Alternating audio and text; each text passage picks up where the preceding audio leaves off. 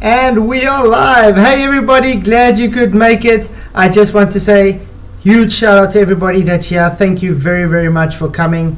Also, Better Than Gold, thank you for becoming a Patreon member. Really appreciate all my channel members and all my Patreon members, because you guys really help the show and everybody that just supports the show financially. Thank you, every guys. You are awesome and a real blessing to the show.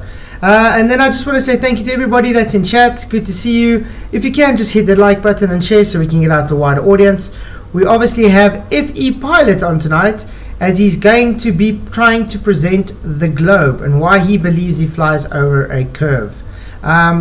He was in chat earlier on Discord and he's back in now. Hey FE Pilot, how are you doing, sir?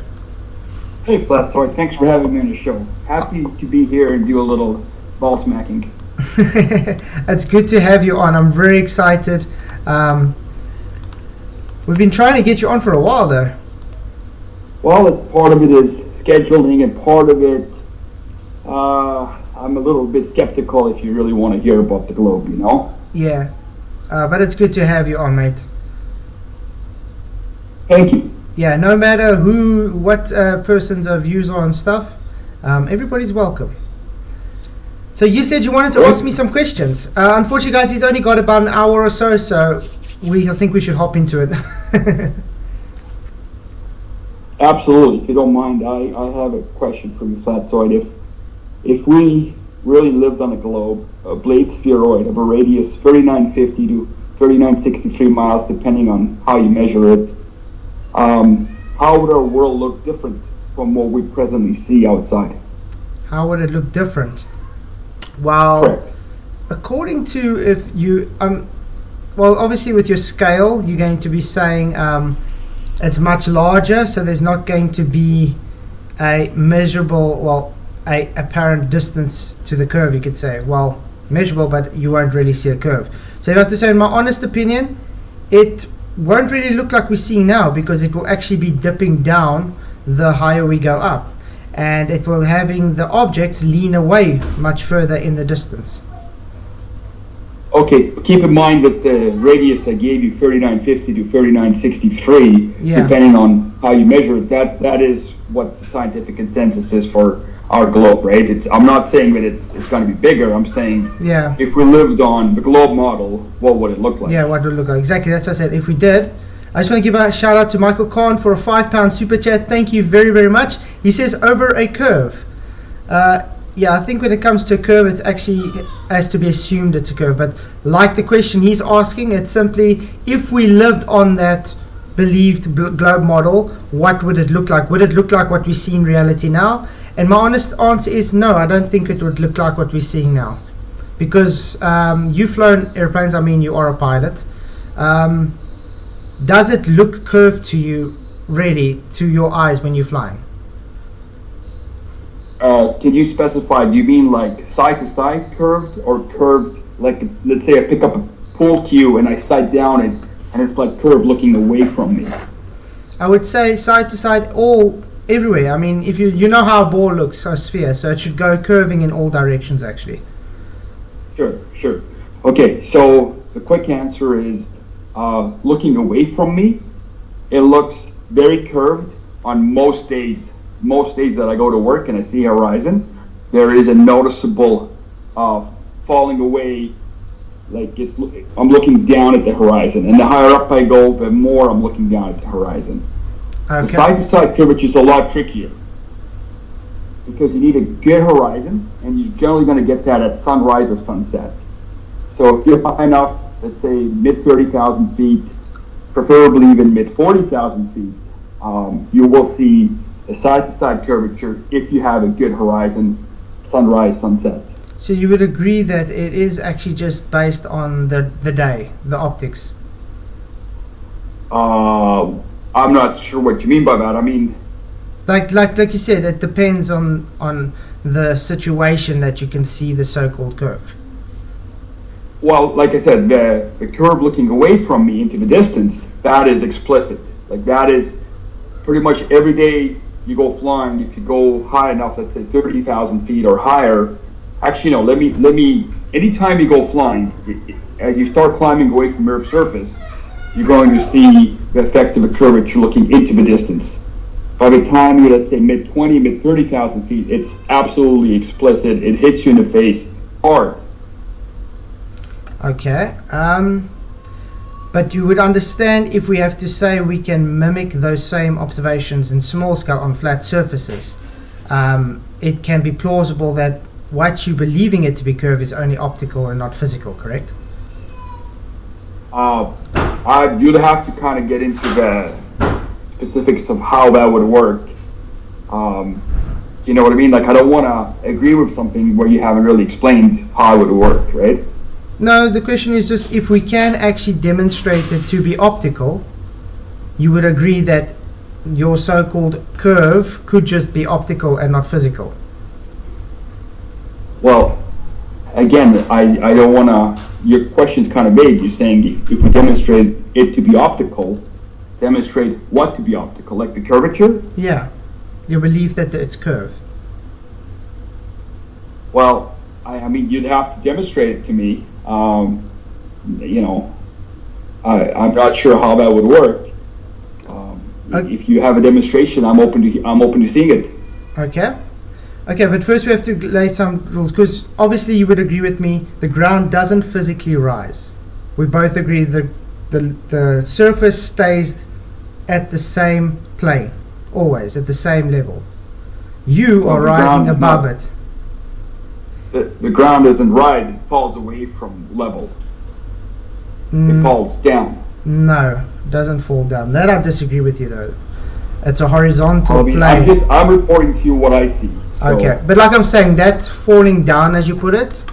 I'm trying to explain to you that it's only optical and not physical. Right. I think that's what the reason. What you need to do is you need to tighten up your points. When you say it's only optical, not physical, that's kind of like me saying it's not very specific. I just want to give another shout out to Super Chat. Thank you very much, Skeptic90. Wow, $100 Super Chat. That's insane, dude. Thank you very much for that, and happy holidays. Wow, thank you. Happy holidays to you, Skeptic. That's like, wow. I can't believe it. That's like insane amount. Blessings to you. Thank you very much, Skeptic. You are awesome. I don't know. I must work out some kind of hectic extra super chat for things like that. That's insane. Thank you very, very much, Skeptic. You are awesome. Oh yeah, back to FE Pilot. Well, like I said, if you understand, let's put it this way. Even on a flat Earth, okay, if you have it, the horizon stays level, okay? It doesn't rise. You understand, it's physically below your eye level. Doesn't matter the altitude you go. So the higher you're going up, the lower the surface is away from your eyes. But while you're pushing that field of view out further as you're going up, you're having to look through more and more atmo and dust and water vapor and clouds, and you understand that it's the same as scuba diving. You can only see limited to what you can see. So the lighter it is, the further you can see. But the more smoggy it is and the darker it is, the closer you can see. So that's the same as when you're going up with altitude. The higher you go up, the angle towards the horizon is pushing out and going larger. So how that's happening, as it's pushing out larger, you're having to see through more and more atmo. And because you're having to see through more and more of it, you're getting things like, I would call it hazing. And that hazing is simply optical, which is because you're looking through more and more atmo. You would understand that. And that's why it's giving you that optical curve, as you call it. Effie? Yeah. I think we've lost Effie. I don't know if you're still here, but thank you again, Skeptic. That's a huge super chat. I still can't. Yeah, man. Thank you very much. Really, really appreciate it. Blessings. You are really. Wow. I'm actually lost for words, man. Thank you very much. If you pilot, you still here, dude?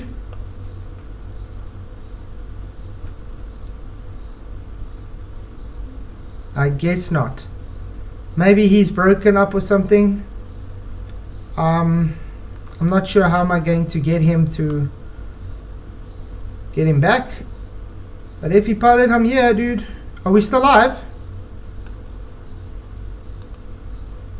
Your channel. Let's see if I'm live. Yes, we are live. Thank you for everybody watching. Really appreciate you guys coming. Please just hit that like button and share. Yeah. Again, I just have to say thank you to everybody being here.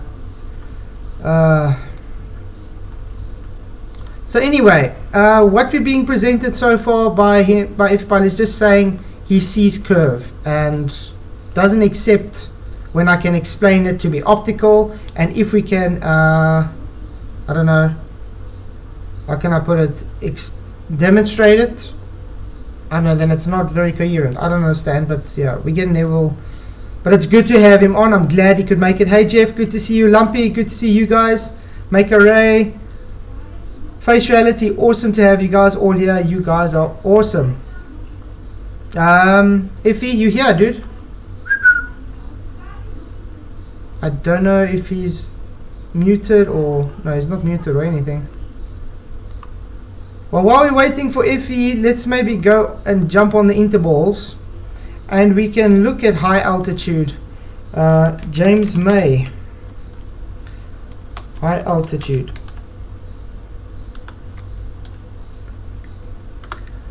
I'm going to try and do this that we're not going to get copyright strike through it or something, because he literally shows that, I mean, he was like 70,000 feet, and literally behind him it shows a flat horizon. I think it was this one. Hey Fatso, you still there? Ah, there you go. Yeah, I was looking for you. What happened? Yeah, it was some kind of technical issue, and I don't know exactly what the problem was. Oh no, no stress, mate. Alright. I'm just saying, did you hear everything I said about the optical horizon? I heard you perfect. You just couldn't hear me. So I heard you about the stuff in the atmosphere blocking things, and I was just wondering if you take a look in the chat, the live stream commentary.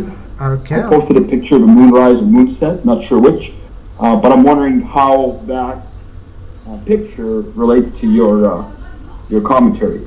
Okay, we can do that. Let me go and check it out. Is it in this chat? No. Okay, it's in live stream chat. Oh, there, FPilot. There we go. Okay, it's with the moon.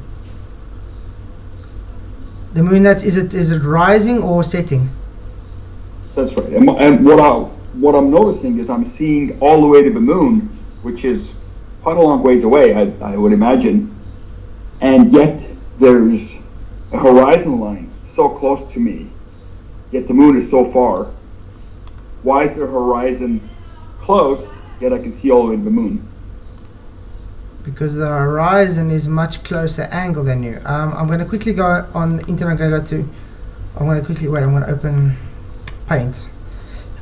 Are you able to hop onto YouTube to see what I'm writing there? Yes, I'll follow along. Okay, I just want to quickly show. Let's see if I can get it quickly. Okay, while waiting for him, it's going to put us in Paint. Don't save. Okay.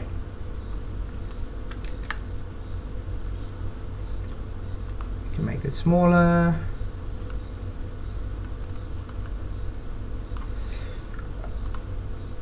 Okay.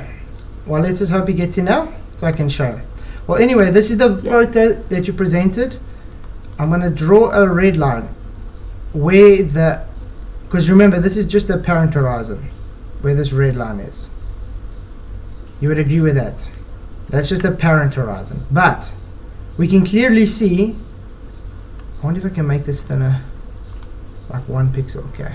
Yeah, the red line is the apparent horizon because that's the apparent position where the sky and the earth meet. But we can literally see there's a mirror going on. What the hell? I must definitely get Photoshop for myself again. Okay, but we can literally see there's a an apparent horizon going on, and then a mirroring effect there, around about there. So that means the moon is having a mirror on the actual ocean there. Now, at that point, you can't see the horizon behind there, but you can see that arch where it is there. That's where there's still water, but it looks like sky, you understand?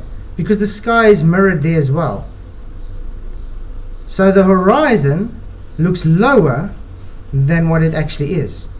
That's an optical phenomena.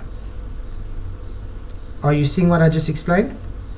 Yeah, I'm seeing that there's some optical weirdness going on for sure.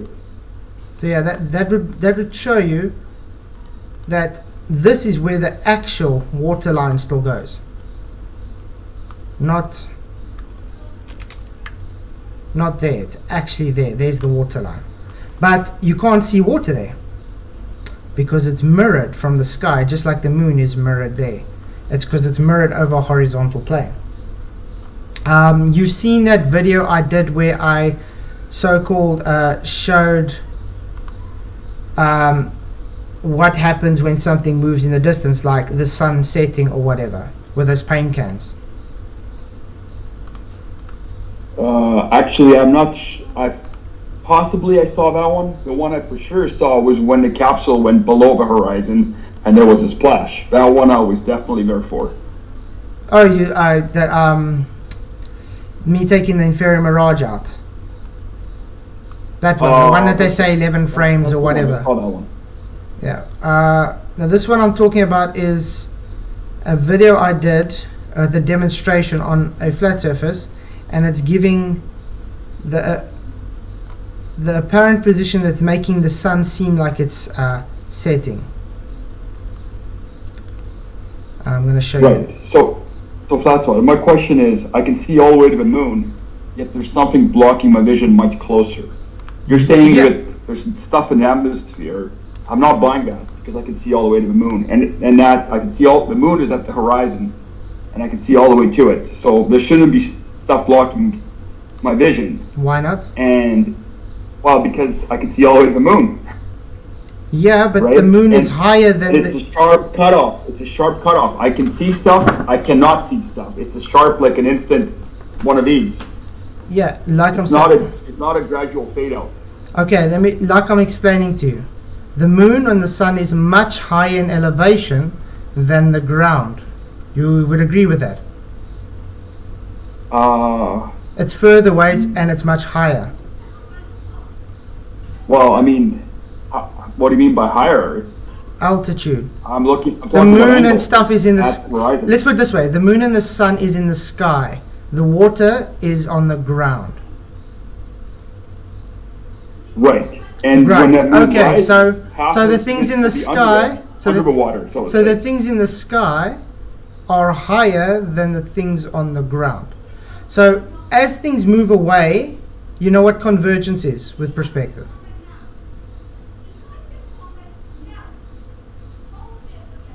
Do you understand what convergence is? Convergence, sure. Yeah, okay, so everything has what we call a convergence zone. So everything below your eye level is going to seem to try and converge to that convergence zone. That's why in this picture, this is the convergence zone because it's to the eye level. And everything above is trying to converge down to that convergence level. So everything above is seeming to have an optical drop into the horizon, and everything below is seeming to have an optical rise into the horizon. No, I don't buy it. I don't believe that for a second. Okay, that's why I wanted to show you that. The reason I say that is because when I look at a sunrise or sunset or a moonrise or moonset from my airplane, I'm actually looking down 3 degrees below eye level to see that. That's what I say. So if something the idea that it's converging at eye level doesn't make any sense to me. I'm looking 3 degrees down, which is a noticeable angle. Yeah, but that's the point I'm giving you. The water doesn't physically rise. The water's always below your eyes. It doesn't physically rise. It's an optical illusion that it rises. That's what I'm trying to explain to you. It's not physically rising. Oh, I got it. Yeah. Okay, so now you look. Now I can show you that video quickly. That demonstration I was talking about with the sun seeming to set. Sure. Okay, now we're not really going to worry about the paint thin cancer. I just want you to look at the altitude differences, just because of the distance towards that light. Okay. Tell me when you're ready. Ready. Okay, there we go. Oh, this isn't the real sun. This is just you moving a bucket. It's a demonstration. Okay, but I'll still watch. Yeah, it's just a demonstration. That's all it is. Okay, I'll watch. Because it's literally just to demonstrate to you how the perspective works towards it. You see, as it goes, it's exactly the same altitude still. That light.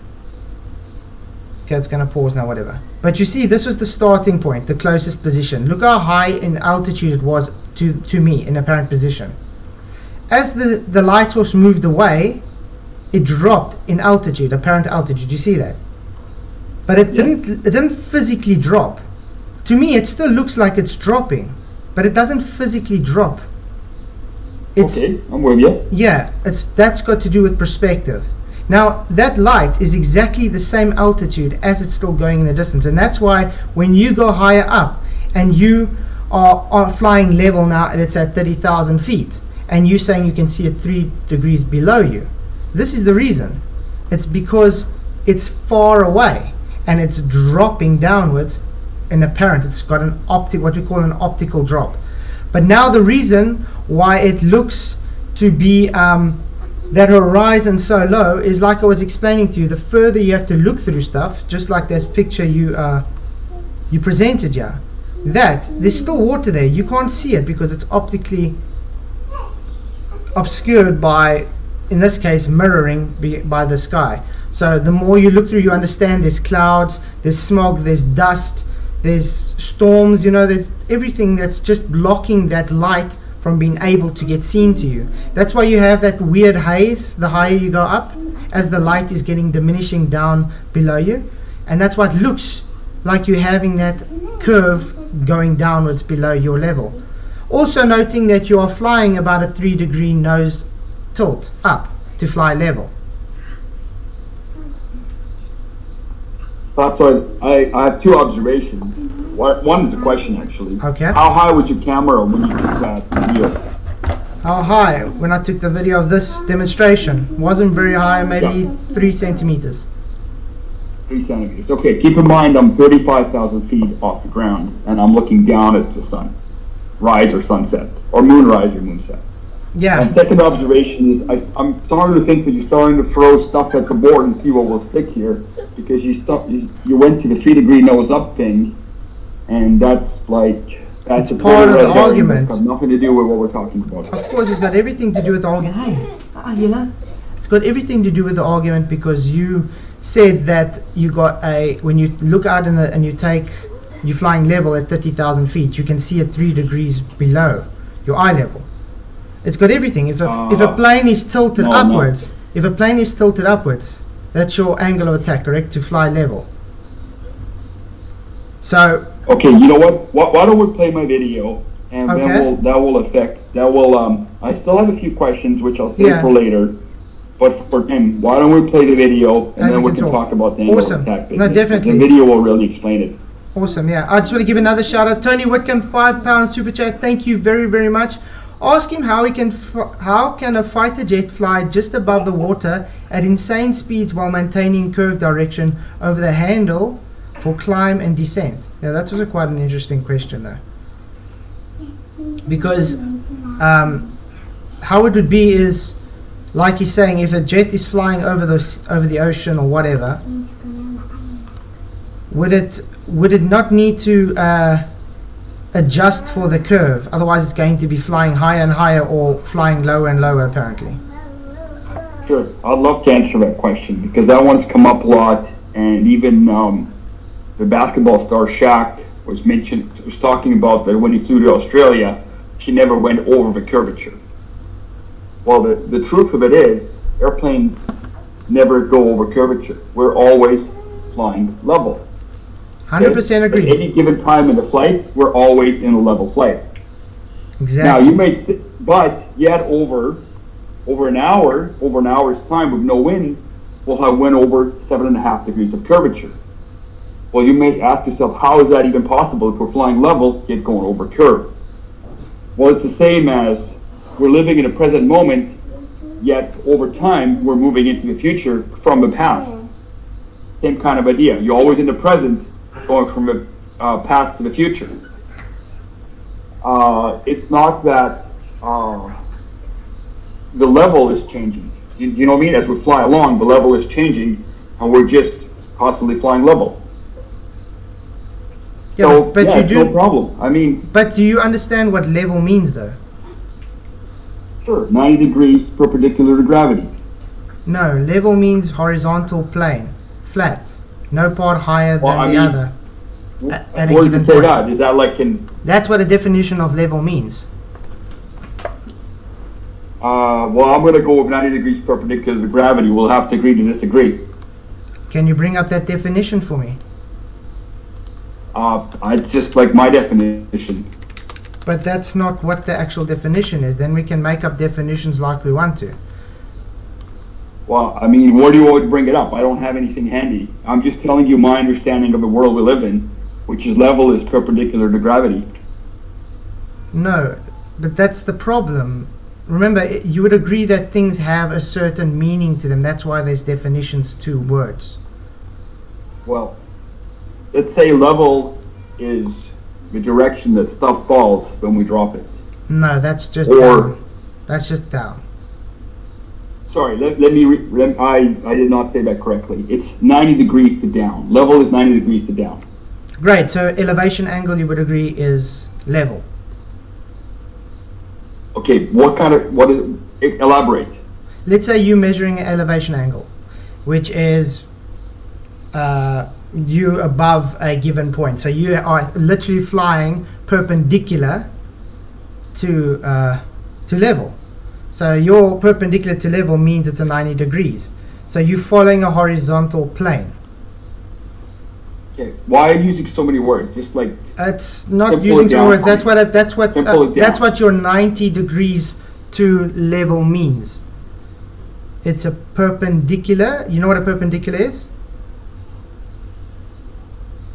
I'm with you. Yeah. Go on. So if it's perpendicular to a horizontal plane, there's no curve.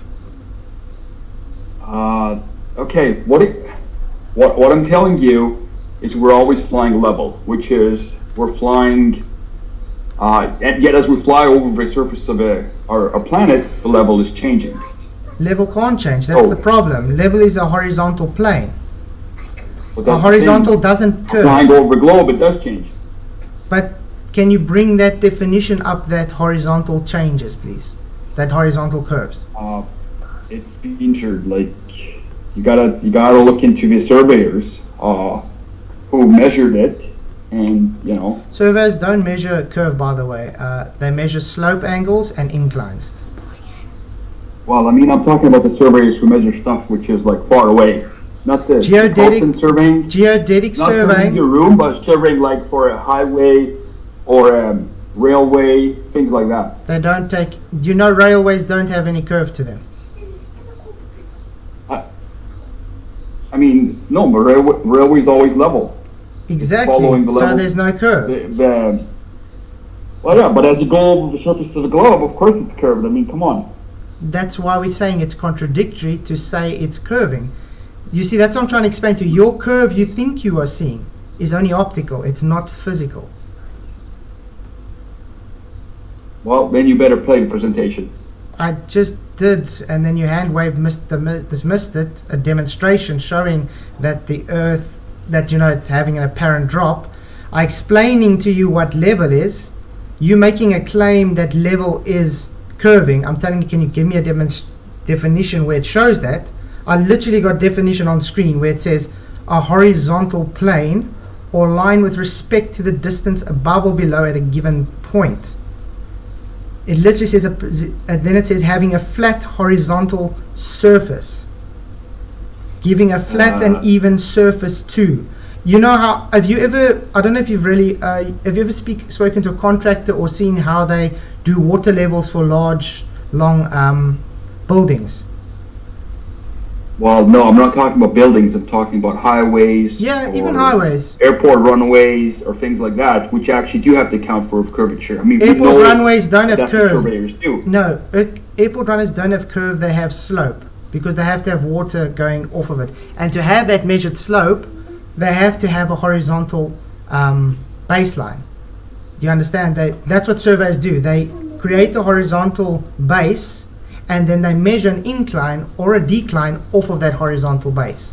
There's no curve measured. It's literally just slope angle and incline angle. Well, why don't we see what the surveyors have to say about this? I attached a video in the live stream commentary. It's a YouTube video from College of Engineering, and they talk about level and things like that. Why don't we see what they have to say? Okay. I just got an ad. By the way, I didn't realize you were such a surveyor yourself. I mean, you seem to be quite an expert in this. How many years have you been studying this? I've actually been debating against the likes of Jesse Laskowski and the main surveyor for about 4 or 5 years already. Well, maybe you should listen to what they have to say, you know? I do know what they have to say, and that's why I'm literally saying it's not measuring curve. Well, is that what you may say they're measuring all curve? this, as we talk about differential leveling, we have to understand that we know that the Earth is not flat. You see what he's saying? He's already starting off with making the base that he knows the Earth is not flat. So he's making a biased decision on saying what he's measuring is curve. But like I said, they don't measure curve, guys. It's literally slope angles based on horizontal. But you'll see that. You'll get now. That's why they have what they call the sensible horizon. We don't. Yeah, it's just. Okay. I might have to download it. It's going to just make it much easier. Is it not playing very good for you? No, it loves to buff on you, so... Yeah, I had a similar problem. It's quite annoying. I'm going to just quickly try and download it quickly. Let's see. Download. Just makes it much easier if I can download. Okay. Woo. There we go. Open. Okay, and I'm just going to have to maybe change the... I'm going to open it in DaVinci Resolve because then I can change the pitch so I don't get any copyright strikes on them. Sorry about that. Programs, DaVinci Resolve. You see how nice and level my background is, guys? That's a level horizontal. Yeah, horizon at level.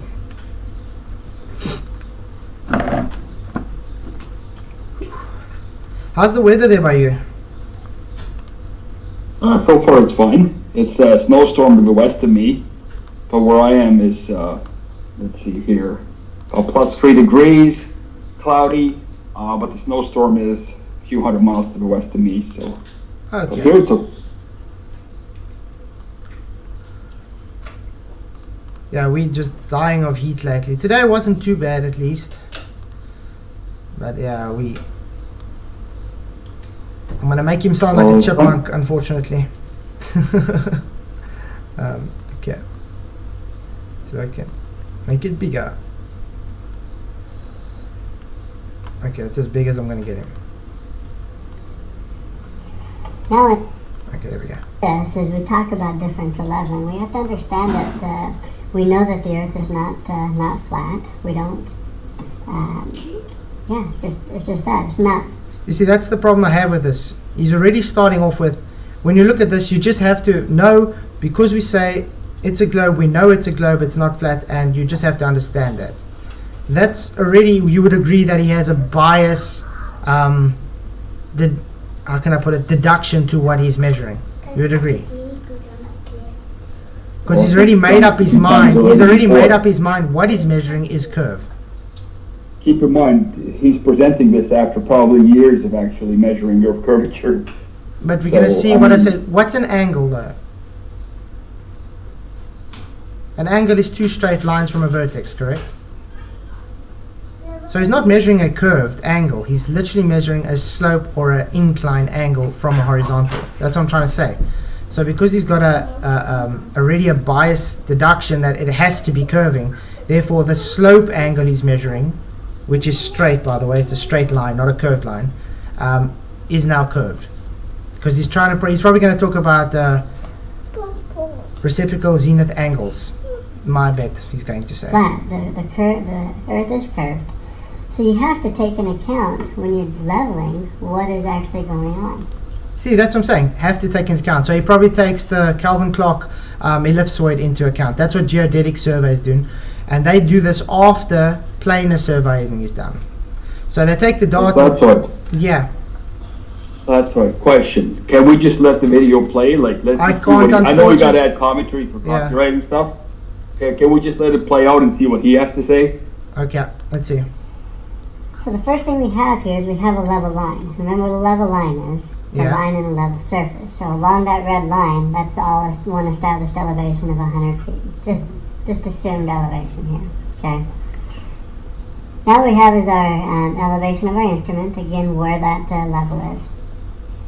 But Okay, so he's literally saying that is a elevation. But I always have to ask you, Effie, if he's saying that's level from the surface of Earth, you do know the surface of Earth is not the same radius to the center of Earth. You guys live on a geoid.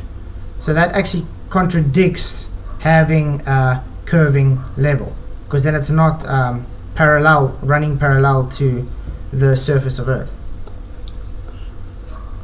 You do know that, right? Well, you've gone very technical very quickly. Well, it sounds like you're embracing the globe model. No, I'm literally saying, even if you had to take your globe model's rhetoric on curving horizontal, which isn't possible, curving level, even based on that, you can't have your level Earth because you live on a geoid in your model. And that means you got different parts higher and lower. So it's never going to be parallel to the surface, ever. Because that to the center radius is different to every part of the surface. I just had to point No, that it's out. true. Yeah. It's true what you're saying. I mean, clearly you have to have like the geoid is certainly a thing, but that's because you try to represent the level best you can. You know. But yeah, I understand what you're saying. Okay, but let's go on and see what this guy is saying further. now we have a horizontal line, our sight line. We look and see things as to where we are at. You know, we assume that no, we want to deal in planes. We want to deal in close proximity, so we deal with everything in a plane. But when we see something, we see and we follow the sight line. We don't just go along a level line. Our eyes don't know how to do that. We follow what our horizontal sight line is. There we go. See what I'm saying? He's following what the horizontal sight line is. So he's literally created that horizontal baseline. There's Yeah, a and you reason. use something like an auto level or theodolite. Yeah, to measure a incline or a slope angle. But we'll get there. We'll get there. Alright, so now let's tell you that from my instrument over to the place I'm trying to level, now I've got to our foresight over here. I want to go 3 miles along that level line. So if I stick my level rod out there, and again this is all due to the effects of curvature, what we're going to do is we get an actual foresight, an actual rod reading of 6.5 feet. Do you actually see the rod leaning backwards like that? Because he's Yeah, I mean, if you look far enough away, you would. You just need a long enough telescope. you never ever see leaning back away. I mean, we've seen observations that's like 400 kilometers away. You don't see mountains leaning backwards or anything. Well, I mean, how many degrees would the mountain lean backwards? This is exactly what I'm saying. He's reading a foresight reading of 6.5 inches now. Now he's assuming it's going over a curve and leaning backwards. It's not literally, he's assuming. Remember, shit shrinks. It's called perspective. The angular size of all those measurements on that rod is changing angular size.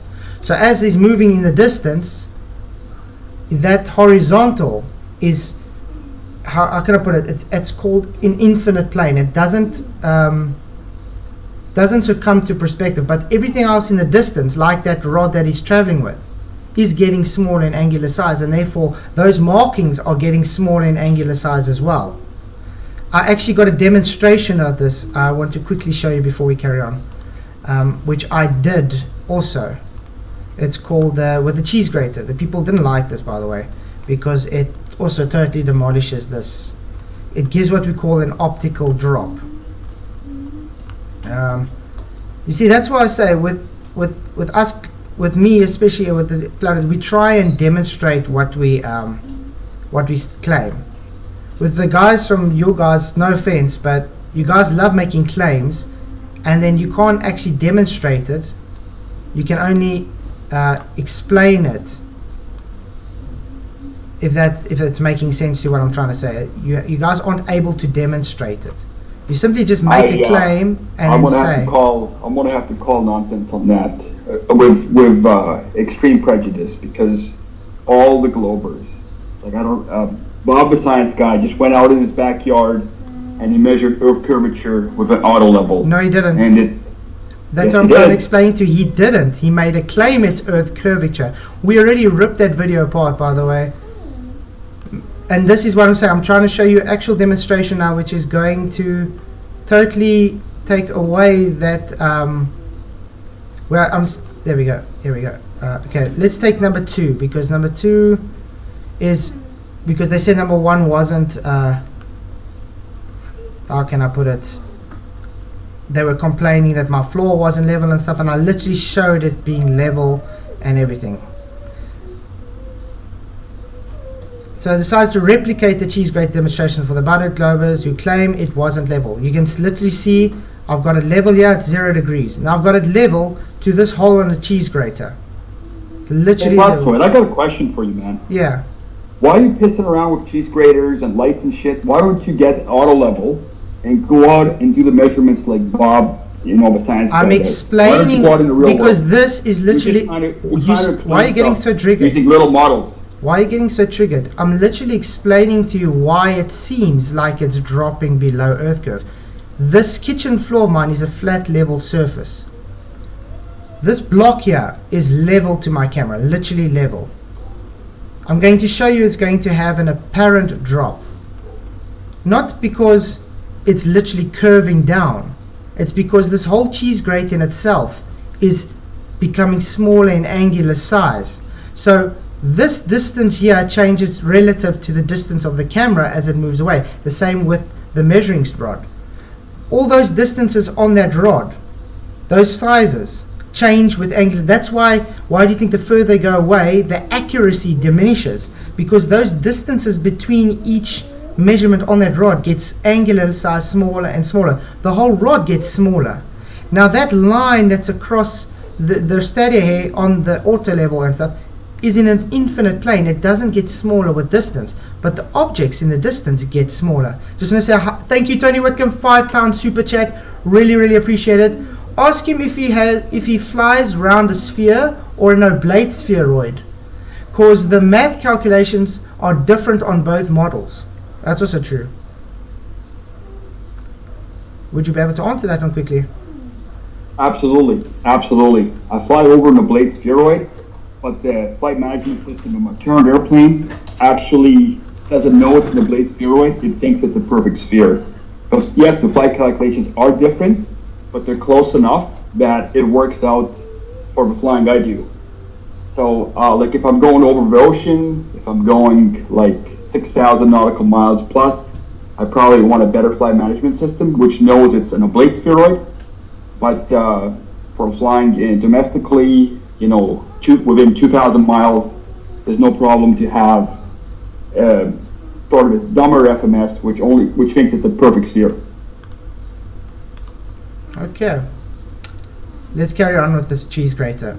Now you see this is literally, they're going to say this is the stadia hair, this level.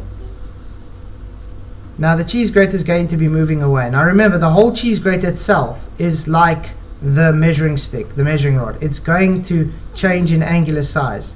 You see how it's looking like it's dropping below the level as it's going away. Do you see that? Well, I'm actually just waiting for YouTube feed to Okay, catch but up. you'll see it now. As it goes in the distance, it's looking like it's dropping underneath that level, because that level is like the stadia hairs in an auto level or a theodolite, where it stays infinite. It's an infinite line that goes on. But the whole object, just like, you know, Bob the Science Guy, where he put his auto level at two different sides of his lake or whatever, this is exactly what happened. Shit shrinks in the distance.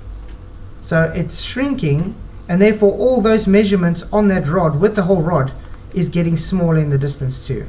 So it has an apparent drop below level.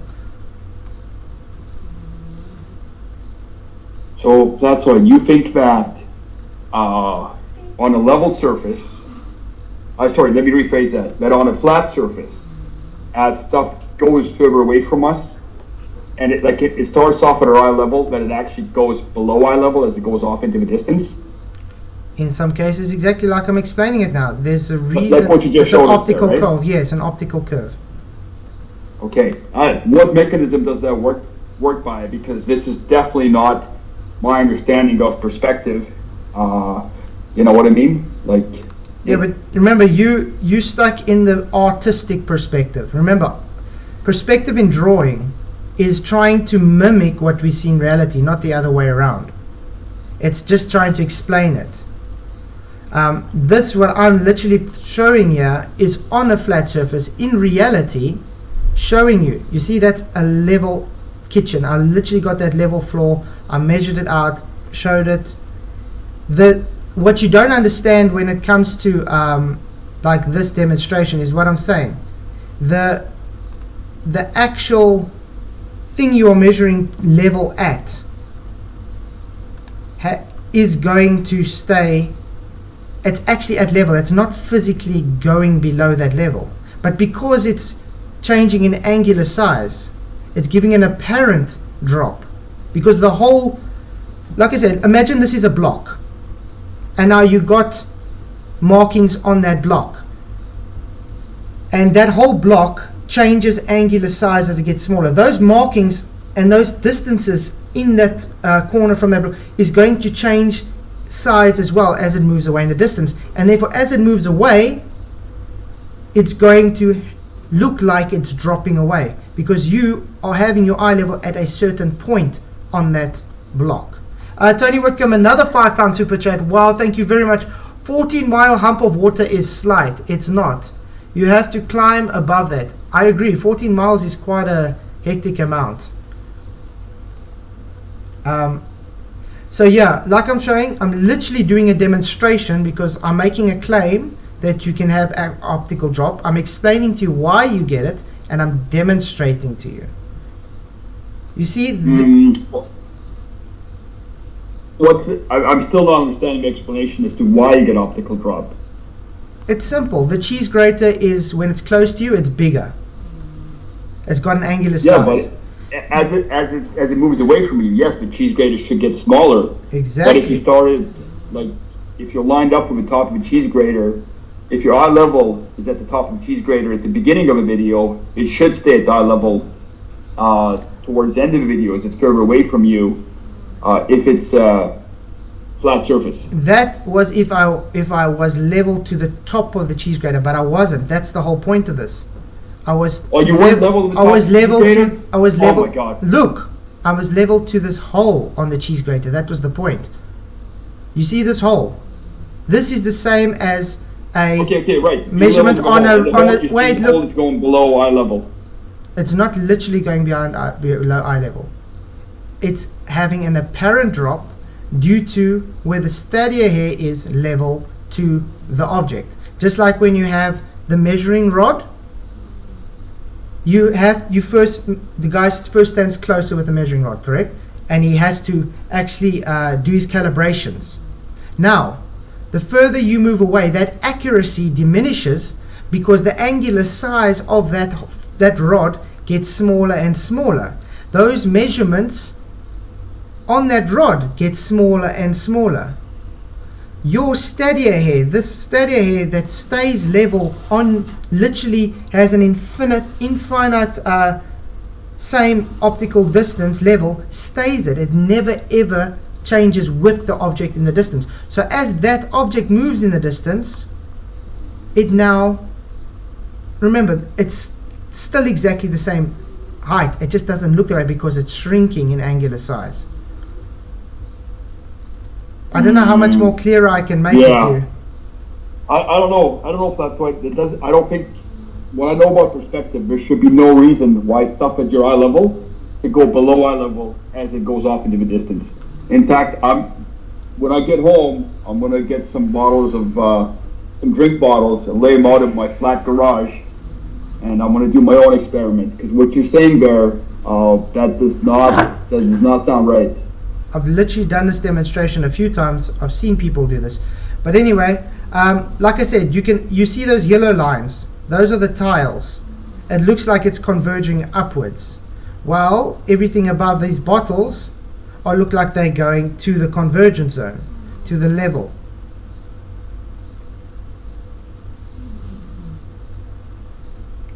But yeah, this is just simply to tell you the reason on this guy's video he's saying this is earth curve to him is because shit shrinks. It's because it's an optical drop. It's not leaning away from him. You don't never see the thing leaning away, ever, no matter the distance. But the whole object is just not looking far enough away. The whole, like I said, we have observations 400 kilometers away on mountains, and they don't lean away, ever. I mean, how much do you expect to lean away at 400 kilometers when you do the globe map? While you're expecting a rod at how long the distance is 3 miles away to be leaning away. So why wouldn't you expect a mountain at 400 miles away or 400 kilometers away to have? That's a question I have for you. How much would you expect the mountain? I wouldn't at 400 expect kilometers away it. to I lean wouldn't away? expect it because I don't believe in a globe. On the globe model. I don't know. I don't expect it to curve away. So it's not my you don't- burden. So you don't know the model. I don't need to work it out now because that's not my claim. You claim I'm going to work it out for you. Okay, thank you, because it's your burden. You claiming it leans away. I didn't. Okay. But anyway. Well, what I've done is I've taken a picture of the CN Tower at 30 miles Okay. away. Like, I'm just going to go with my experience. I've taken a picture of the CN Tower at 30 miles. And that's about half a degree of angular change in level, right? So at most, the CN Tower should lean like half a degree away. Do you think you noticed it half a degree lean? Would you be able to show us the photo then we can check? Absolutely. Cool. Absolutely. I'm glad you asked. And by the way, I will double check your claim and what you're saying stuff falls away as it goes into the distance, because that is not how I know perspective, and it seems more like flurspective. Wow, flurspective. You know, there's no such thing as flurspective. Well, that's just what I like to call it. Okay. Like I said, we literally can demonstrate this. Okay, now I've got the picture open. What am I looking at now?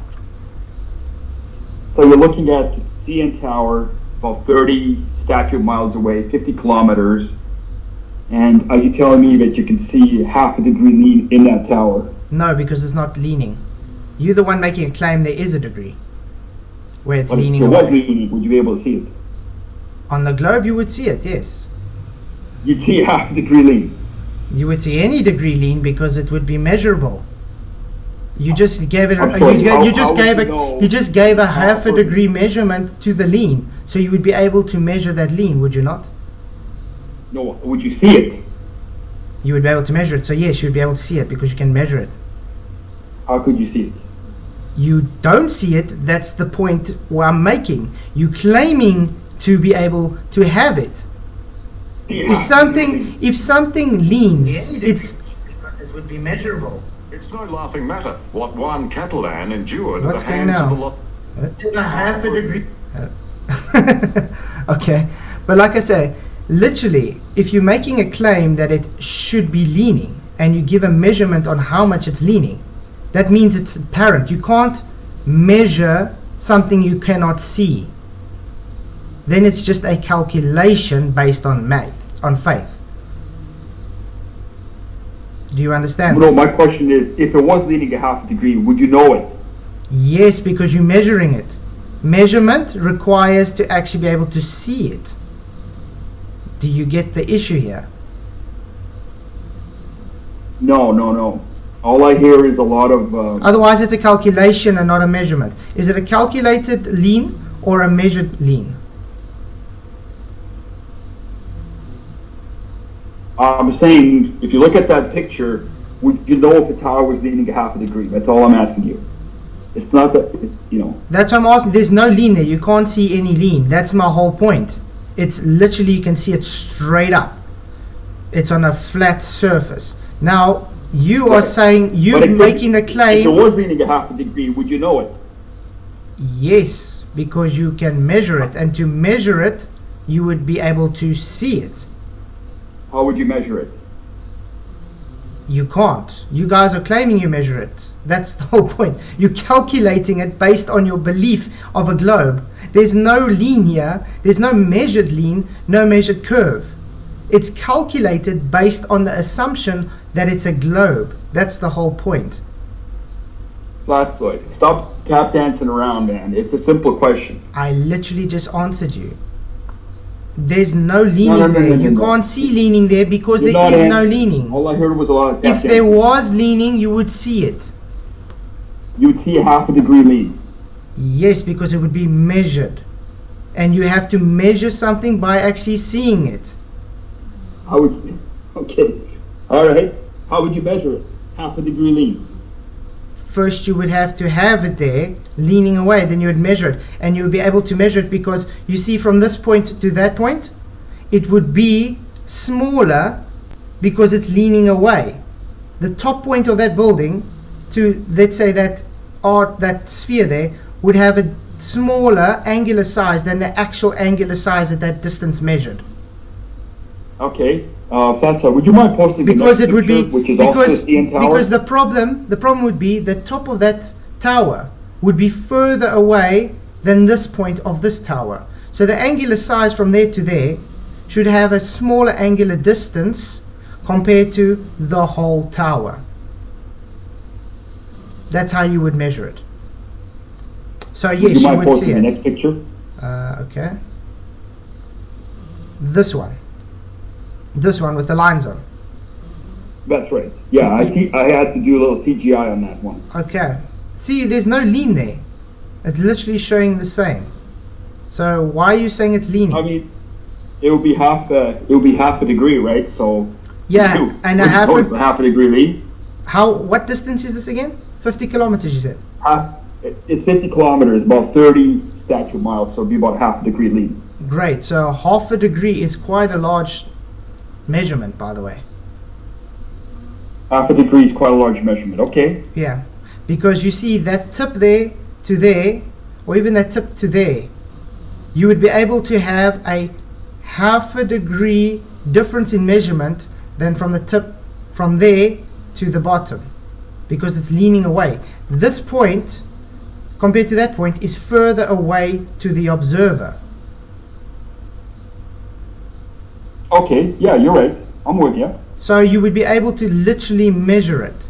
But the reason we can't measure it is because it doesn't happen. Right. So what instrument would you use to measure that? How would you do that?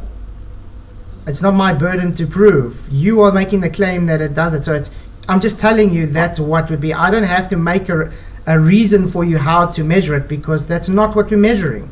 There's not there. Right. What you're presenting here literally debunks the argument that it leans away over a curve. Well, no, because I'm saying you couldn't see that lean. I'm saying it's a half a degree at 50 kilometers, 30 statute miles. Half a degree lean, it would be like imperceptible. Yeah, Freemind is right. Leaning Tower of Pisa leans about 3.9 degrees and is very noticeable at any distance. Right. Yeah, Because you can walk right up to it. but You at can't any walk up at to the any CN Tower and distance, still be- at and any still be distance, 30 statute miles away from it. at any distance that you can see it leaning though. Right. I would agree it's a much larger degree than a half a degree, but it's very noticeable. Okay. So the point that's what comes, I the think point comes. I think we're gonna have to agree to disagree. Okay, Because right now, what I'm gonna do is I'm gonna go do my own experiment on perspective that'll be and great. see if stuff shrinks down as it goes off into the distance. Because you made a claim there, and I'm gonna go and verify that myself. Cool. We'll see how that works out. But getting back to these pictures, I think most rational people will look at these things and they would say one of two things is possible. Either we're living on a ball or globe, or the city of Toronto is sinking. Because we know that water always finds its level. And Yes, large bodies you of can see water. where the water level is. Mm-hmm. And Large the base bodies of of the water. tower is considerably below water level. So one of But- two things is possible. Either Remember, we live on a globe, or Toronto is in a flood situation. remember what I showed you with my cheese grater, those tiles, those yellow lines. It looks like the ground is rising up. So imagine that's now the water, the sea, rising up. Toronto skyline is that cheese grater. As it's moving in the distance, the ground has a larger angular size compared to the bottom of that cheese grater in, well, those skylines, that Toronto skyline. So that's why it's blocking it in the distance, because it's reached the diffraction limit. Okay, my question is, why is the base of the tower so far below the water level? And why is the base of the tower not at the water level? Because we know the water, like our eye level is at the water, right? Like the horizon is just slightly below eye level. Remember I tried to explain to you earlier when you put up your moon with the... Remember I showed you there the water was actually higher than what you could see because of the mirroring.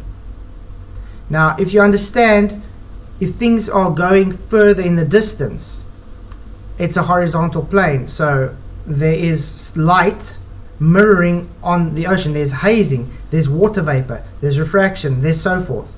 So those optical effects give the, how can I say, the effect that you can't see the water still going out. That's why you get what they call like the Flying Dutchman. You've seen that where it looks like the boat is flying in the middle of the air. I know, but I don't see any Flying Dutchman in this picture. Exactly. You don't need to, because you see those buildings there are also having a mirror on the horizon as it's got further away. This horizon here, this very strong line here, this does look very Photoshop by the way, but anyway, this horizon line here is literally it's just an apparent position. The angle is limited. Have you ever gone to the beach before and just lie down on your belly and looked out at the ocean? Have you done this before? Yes, I've actually documented it before. And okay, now let's make it, let's say that the waves that are close to you are much smaller than the waves much further away. You would agree with that? Okay, that's all. I'm gonna have to stop it there because of my scheduling constraints. 100%. We can do this again sometime. It's great. I'm actually enjoying this chat. Sorry, say that again. I said we must do this again sometime because I'm enjoying this chat. It's nice to have a nice, coherent rebuttal with you. All right, that's right. You know what? Yeah, that would be good. I'm going to do some of my own homework regarding perspective and your claim that stuff that gets away from us doesn't only get smaller, but it also shrinks, like falls down. And I think if I'd ask you to do something, if you could take a look at this, the last picture I sent you, and if you could draw like a orthographic, a sideways view of that situation. And I've actually tried to explain it before, but okay. I'll do it. On a flat plane. I'll actually do a video explaining because I have tried explaining before in orthographic view, but I just have to give you a statement. Orthographic view is not perspective; it only takes angular size. But yeah, I'll try and explain it to you the best I can. Let's put it that way. In orthographic. All right, but yeah. But would you agree that when you look at these pictures of the CN Tower in the city of Toronto, would you agree how somebody would look at that and say, "Yep, that definitely looks like a globe"? Would you agree with that statement? only if you have a deduction that you believe in a globe. But like where I am, I look at that and I don't see globe at all because I understand it's optical. What's optical?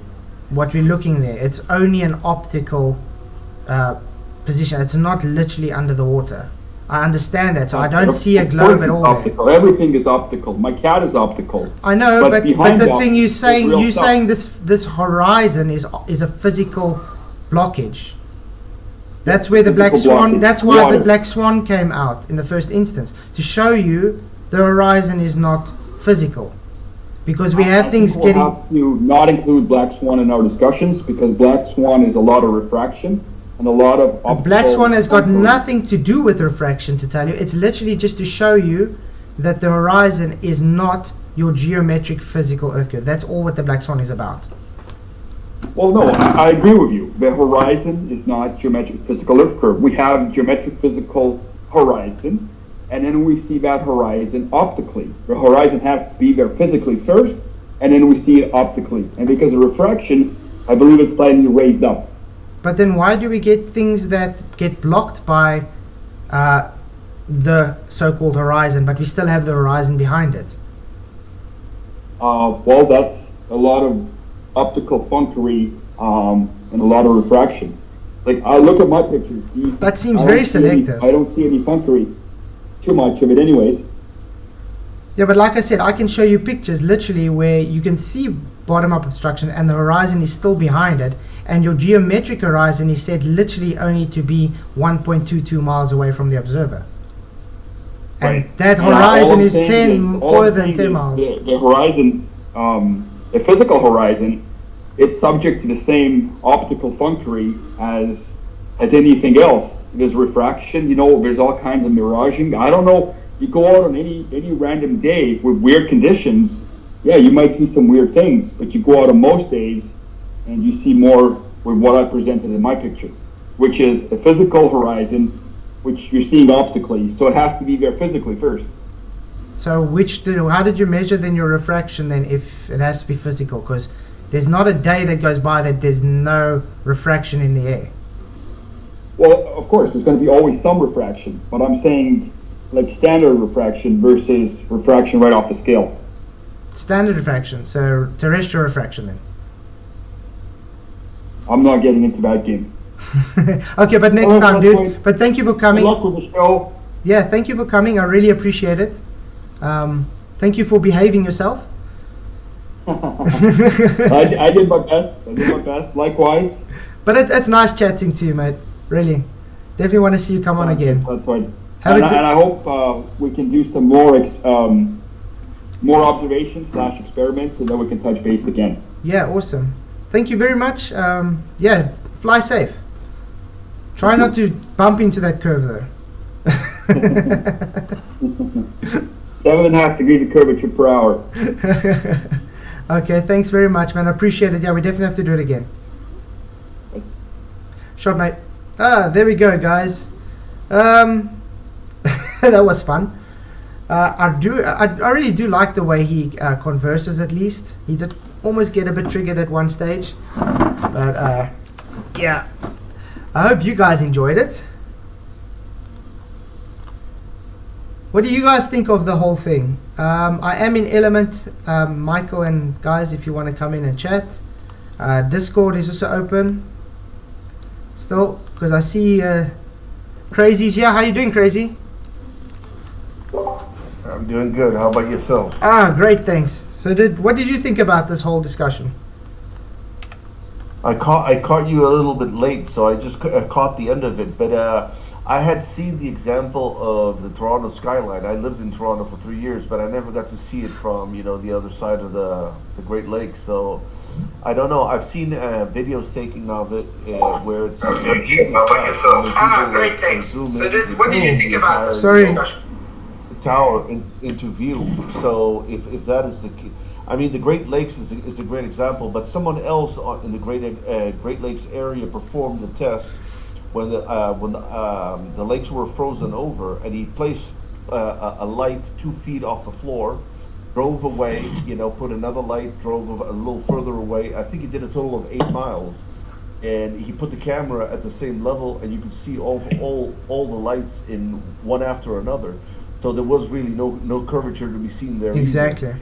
I remember looking at that video actually, Yeah. where he placed the lights and So- moved away over that frozen lake. That was really cool. Yeah, I mean, like, well, the other time that you got cut off, we were talking to someone.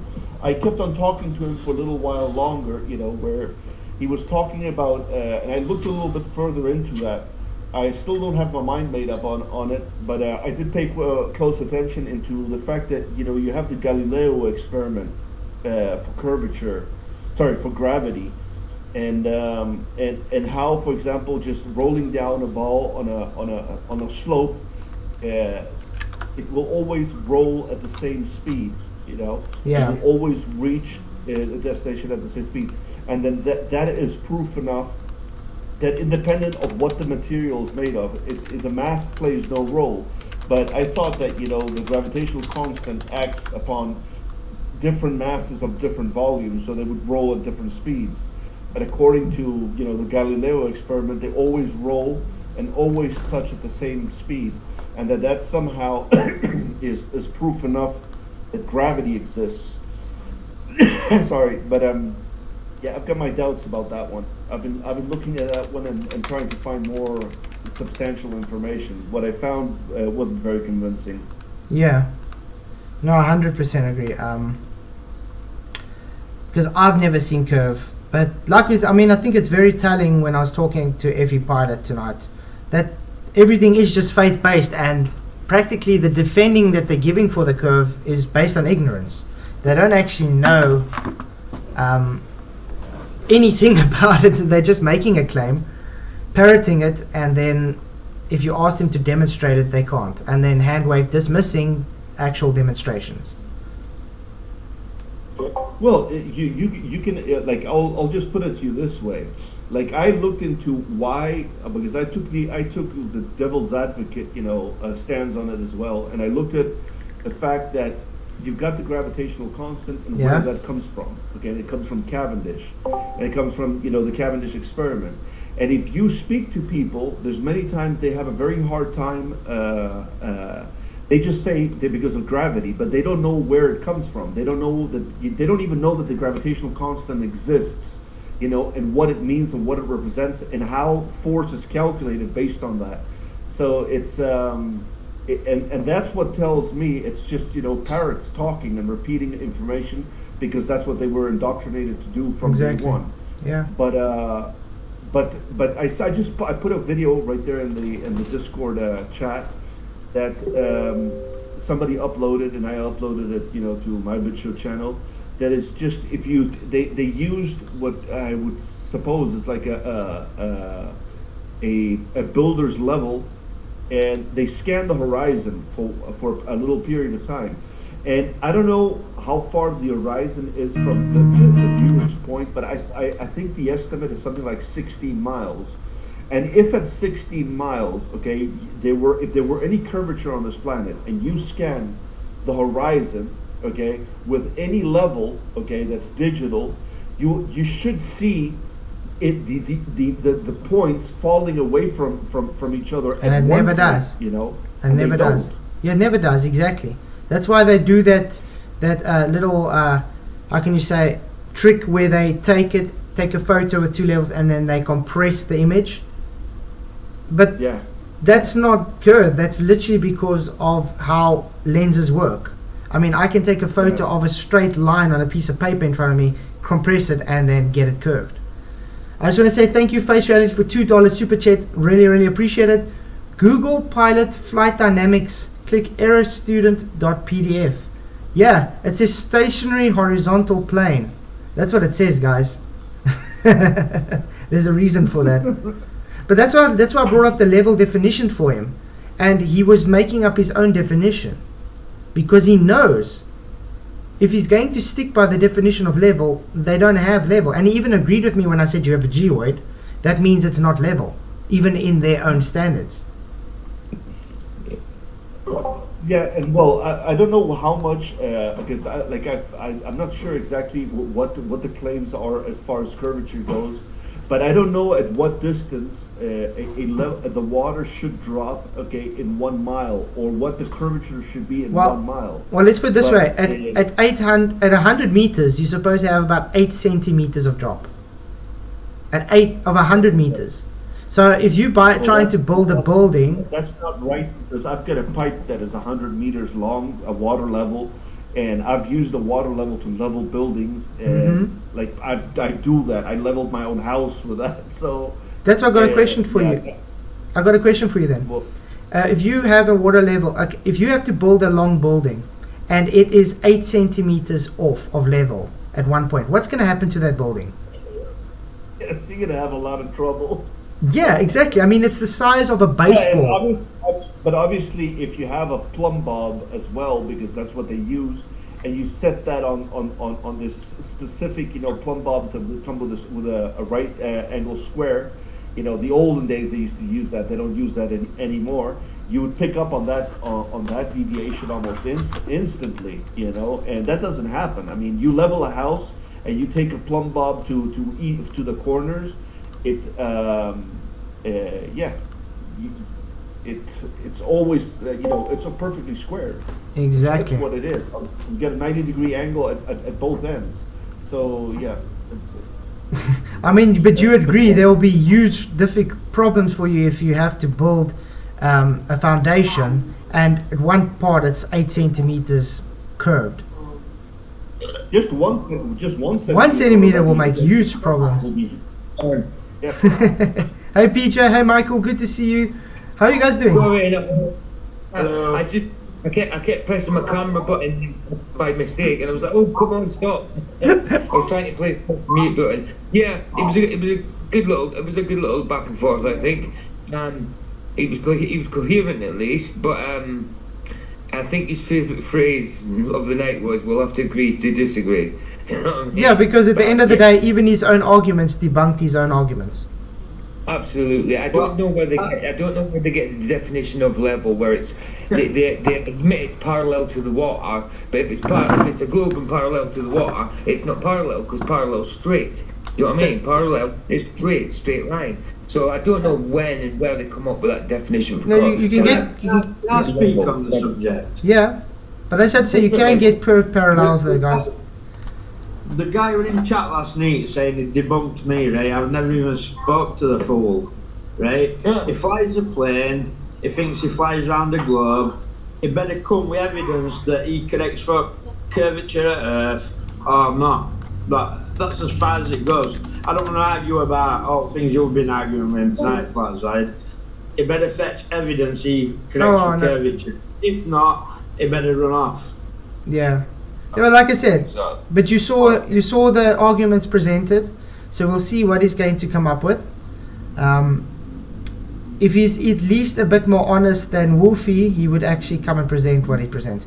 Because Wolfie's literally refusing to show the compass challenge. He says he did it, but he refuses to show it. Well, if he did it, why? Then he either didn't do it, or it showed him wrong. Yeah. What's the point in doing it if you're not going to show it to people? Do you know what I mean? If you're not going to show Hey, the realm, good to see you. That's just ridiculous. But yeah, that's why I'm just not conversing with him anymore. He's just wasting my time. Yeah, exactly. The time wasters at the end of the day, right? If they had the evidence to prove that they're flying around the globe, they'd fetch it. If they're not fetching it, what's the point in even conversing with them?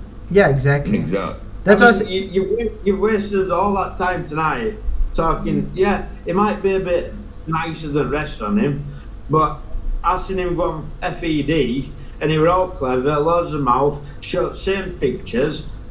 They're not proving Earth curve. They're proving that he's took photos when there's a wave there or something stupid like that. Do you know what I mean? yeah, but you do know that photo. Exactly what he's doing. But this photo, you can clearly see it's not even. I mean, look at the harsh lines in here. It's like it's copied and pasted even over. It doesn't even look like it's what. Like, you're arguing with a corpse. Do you know what I mean? That's my point. Like, he's already presented them on FED and got debunked and proved wrong. So Yeah. you've just argued with him about these photos for now. Yeah, but it's not for him though. It's for the normal people watching this. You I understand? know it is right, but you're dealing with dishonest people. And it's stupid. If he flies a plane and he thinks he's on a globe, he can fetch the evidence that that plane corrects for curvature. If he can't bring that, what's point in even talking to him? Yeah, he can't bring it there. You know what I someone mean? came out. They can't bring it because they fly on a plane. Yeah, someone came out with a good. They're flying on a flat level plane. They cannot bring that evidence. So what's Well, point in even talking to him? yeah. Thanks, Face Reality, $2 super chat. Thank you very much. If he pilot can't prove he's got always flying level, that's the thing.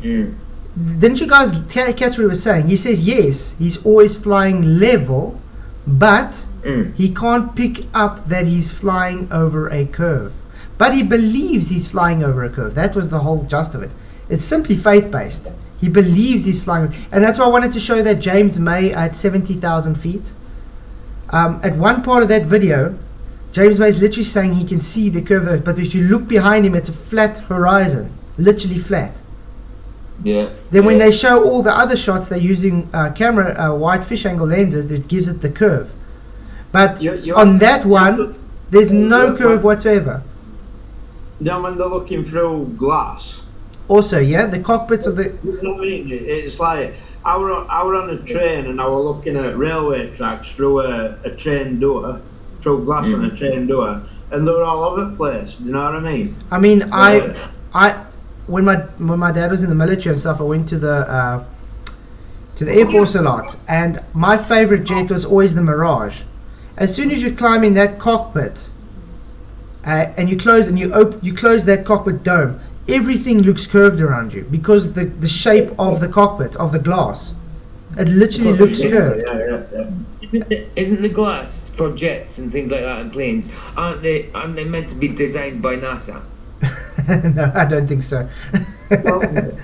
You can imagine how thick that glass is. It's thick. The James May went.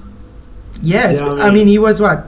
He was on the on that what's that long one? That spy plane. It went over 70,000 feet.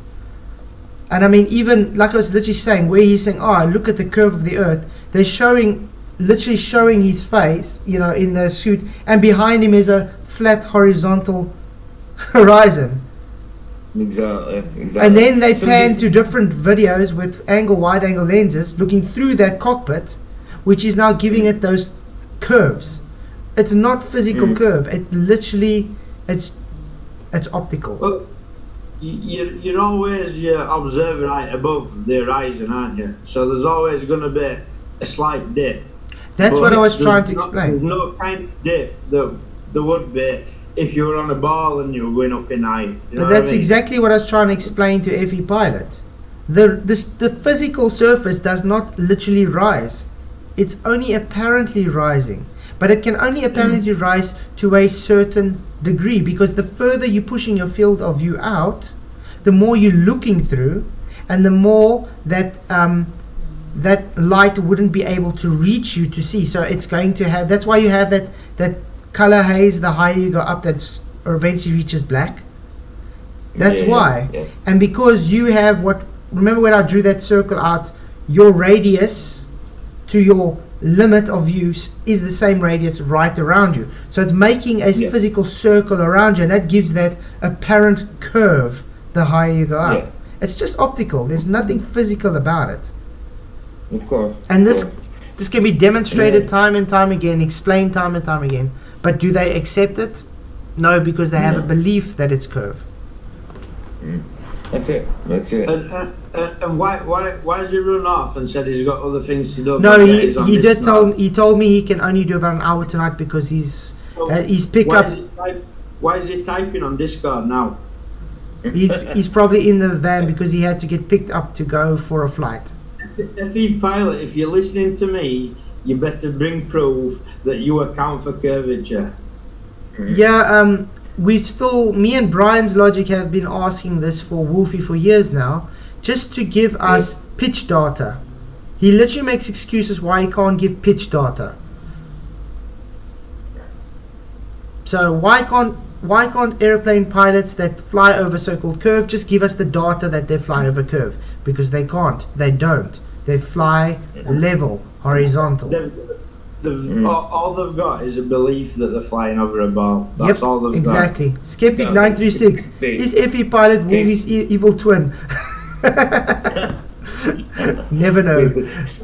Someone came up with a good point tonight, though. You know, some of these high-powered jets and that, and when they fly low to the water at very high speed, how do they, if it's a globe, how do they account for that curvature so quickly at high speeds if you're close to the water? That's just you can't. Level Earth Observer did a video about it, and they're literally having to correct for something like 300 foot per second or something. Yeah, exactly. They're in that high altitude plane. Hey, Lotion Basket, good to see you. Glad you could make it. Hey, LSG. How's it going, Lotion Basket? Good, man. How you guys doing? Oh, great. Lotion Basket, do you go on Boogeyman server? Yeah. Yeah. I know you are. Oh, sorry guys, I just have a super chat I just want to read out quickly. Expose Antarctica, thank you very much for your $5 super chat. I hope I'm never in a plane with FE pilots. Yeah, you wouldn't know where you're going because you don't know if you go over in a curve or if it's horizontal or if it's I don't know. I'd also be quite scared. Anyway. The boat doesn't know where it is, does it? Like? Surprised. Well, playing, you know what I mean? So Lotion, what's your take on this whole discussion? Well, what I noticed in every theory or group or two theories like flat Earth, globe Earth, Democrat, Republican, whoever you want to talk about, right? There's always two theories to the original story. There's only one story of how everything happened. But now that we have flat and globe, and we have math and science, each theory has kind of a good grasp on what this universe looks like, but everybody keeps on putting their information into a computer and asking AI what to do about it. Exactly. Nobody's actually given us a good drawing that brings God and the atheists and the flat globe, or in the flat Earth and the globe Earth all together. Nobody's come up with a drawing for that. Well, do you know whenever there's this like there's two sides, flat Earth, globe Earth, blah blah right, blah. and they're meant to divide each other. Whenever you've got that, you've got Satan poking them and saying, you say this and you say that. That's how it works. That's what he's doing. He plays both sides. Right, and he gives you the correct information for both sides, but when you start researching the theory-based information, then AI and Satan will take you down a rabbit hole that has basically just redundant at that point, because then it contradicts everybody's theories that are based off of math. Like, math doesn't lie, really, because that's just how it works. Well, math can fit any claim, can't it? Like, do you know what I mean? You could have a triangle Earth and they'll have math to fit it. Do you know what I mean? Mm-hmm. Right, and that's kind of the adaptation of how we learned kind of where we are. So everything, if you want to go like that, we could say everything is a theory then. The measurement to find the sides of a triangle, the angles of a triangle are all theory-based though, but they work. Yeah, but right. That's why I issued this compass challenge to Wolfie. I actually wanted to do to FE Pilot now as well, but yeah, he left too quickly to be able to ask him. The challenge is simple. Because their systems tells them they're flying great circle routes. So I'm saying, fine. We know compasses don't work perfectly in the cockpits and stuff because of magnetic fields and all that stuff. But that doesn't matter. If you just place a compass in the cockpit with you, and you can make a bank and you'll see it will deviate. It doesn't matter which way the compass is deviating, it just shows deviation. Well, then you have a basis to know, okay, if you're changing directions, you're banking, you have a deviation on the compass reading. That's all you need. Now, when you're flying level and your system is saying you are taking a great circle route, that means you are going around a curve.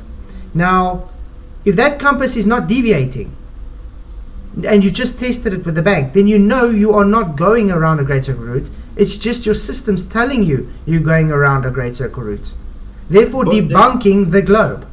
And Wolfie literally says he did this, but he won't actually show. He refuses to show me the results. He refuses.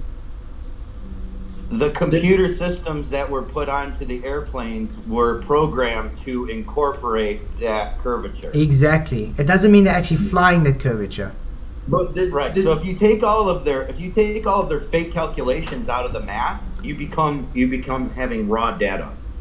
Mhm. Not their, oh well, you could get it like this. No, there's only one way to get the answer.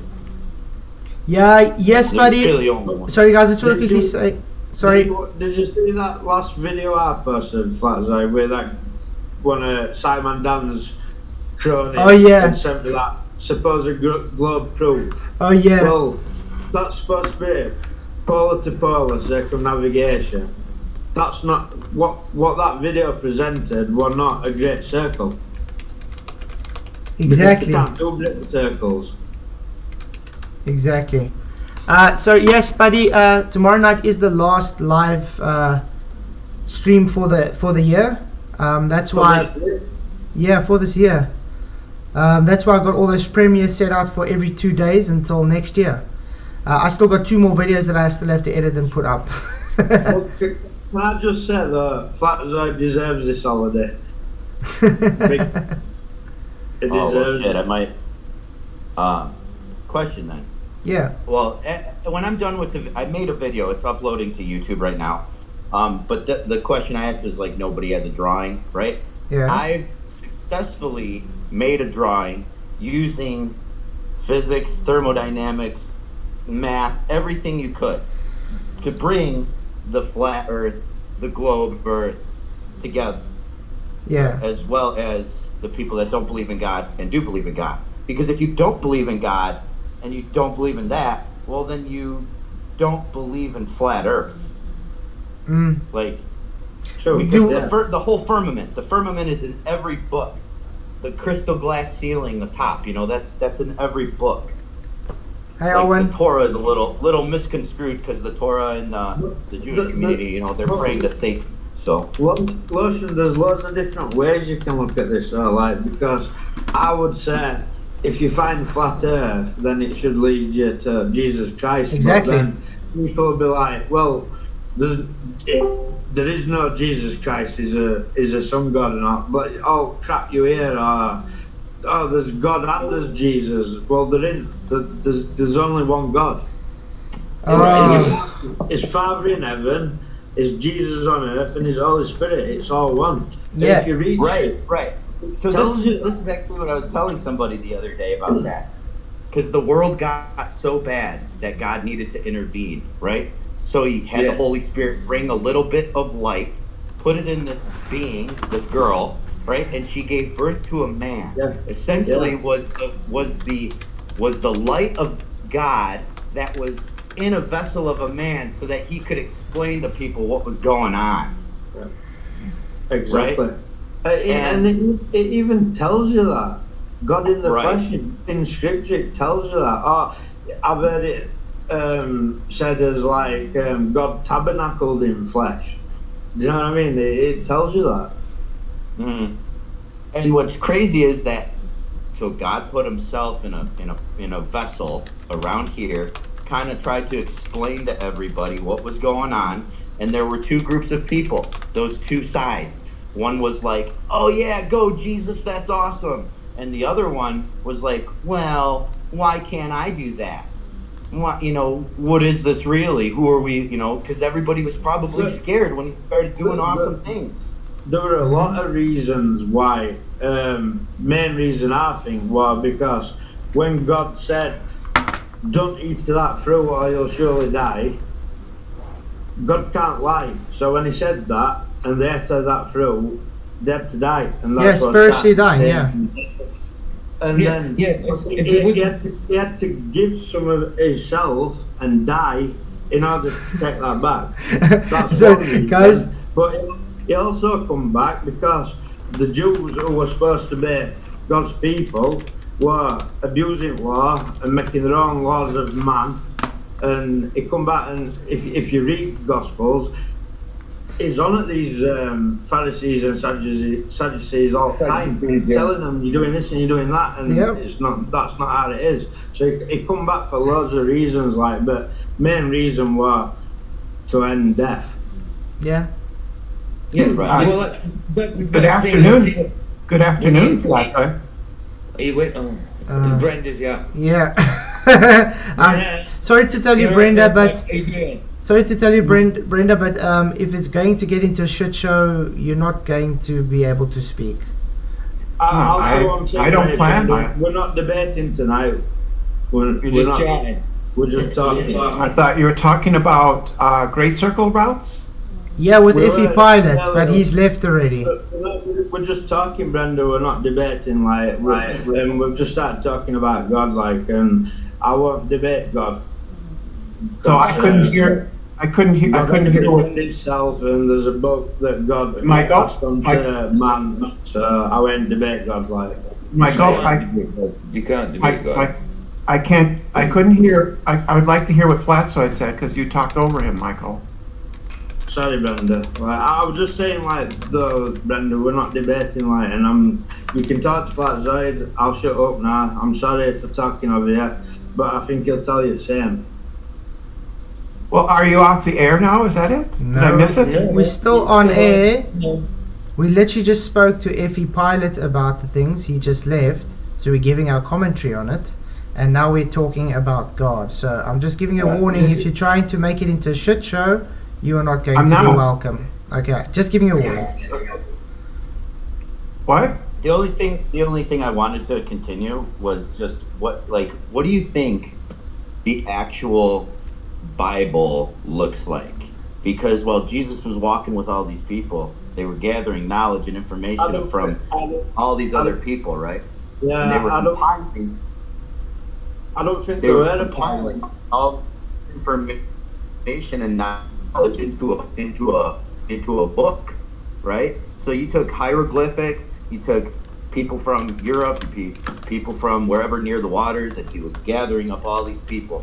And the only way you got your story into the Bible is if you were with Jesus or you were really close to him. Yeah, well, right? I didn't get it. And then over time, over time, telephone happened.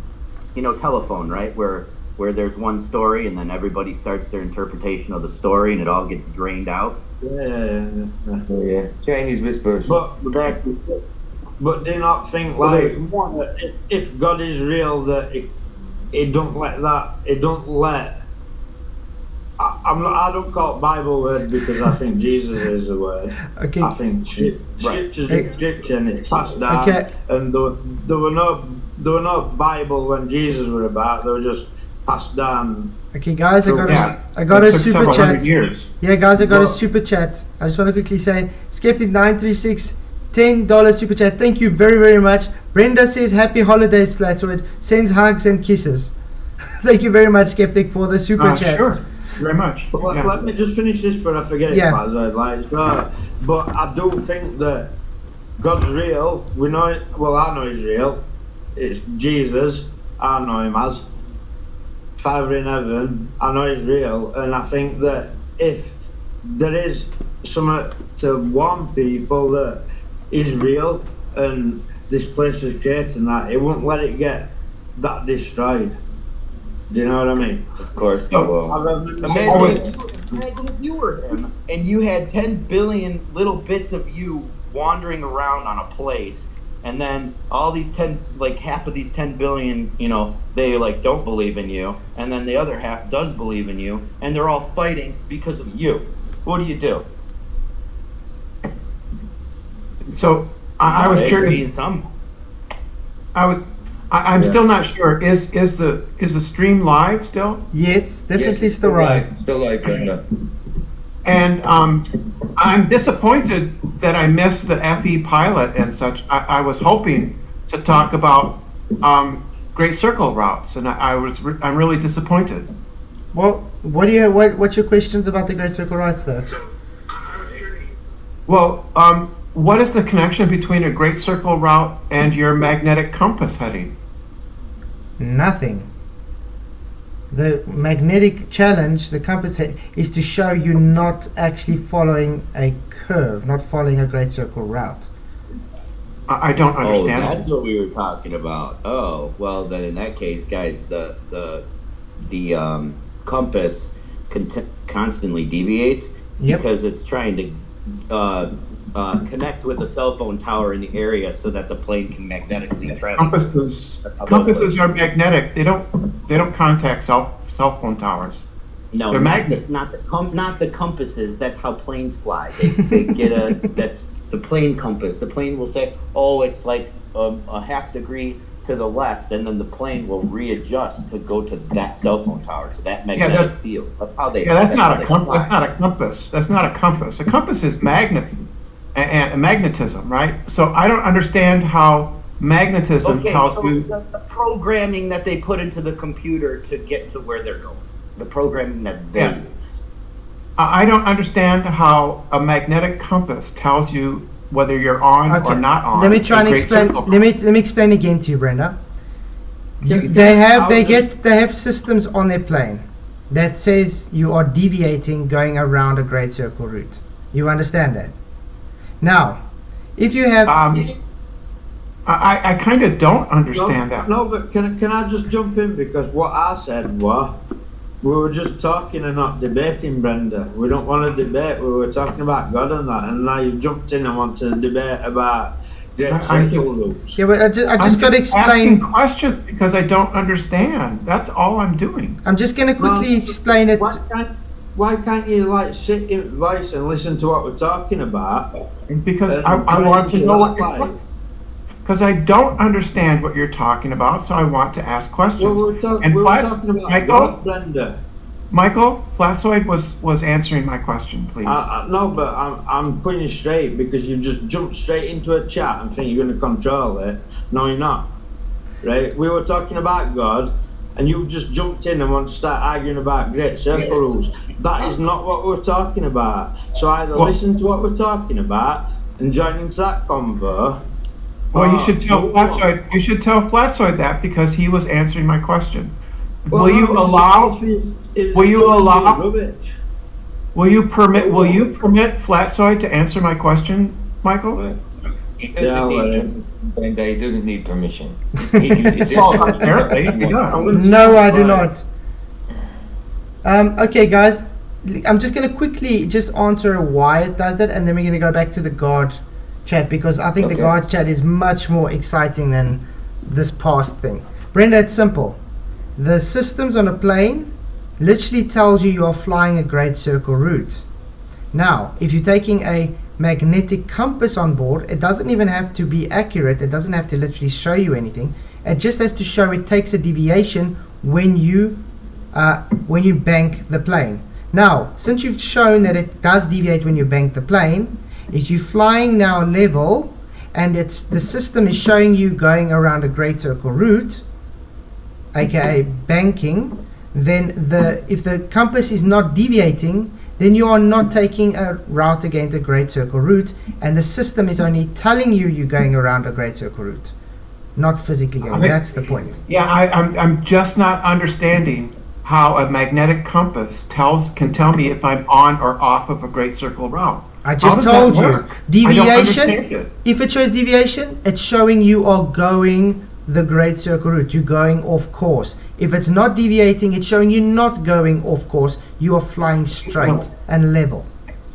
But I don't understand how the compass knows. Okay, that's enough of if this, I'm guys. off- Brenda's just trying to make a shit show. Go on with your gods. It's not a Okay. shit show. It just don't. You just don't So, understand. there we go. I said it though. She wants to debate. Yeah, But we're not debating, Brenda. I've explained it to Brenda. We can go on with the god thing. It's much more exciting.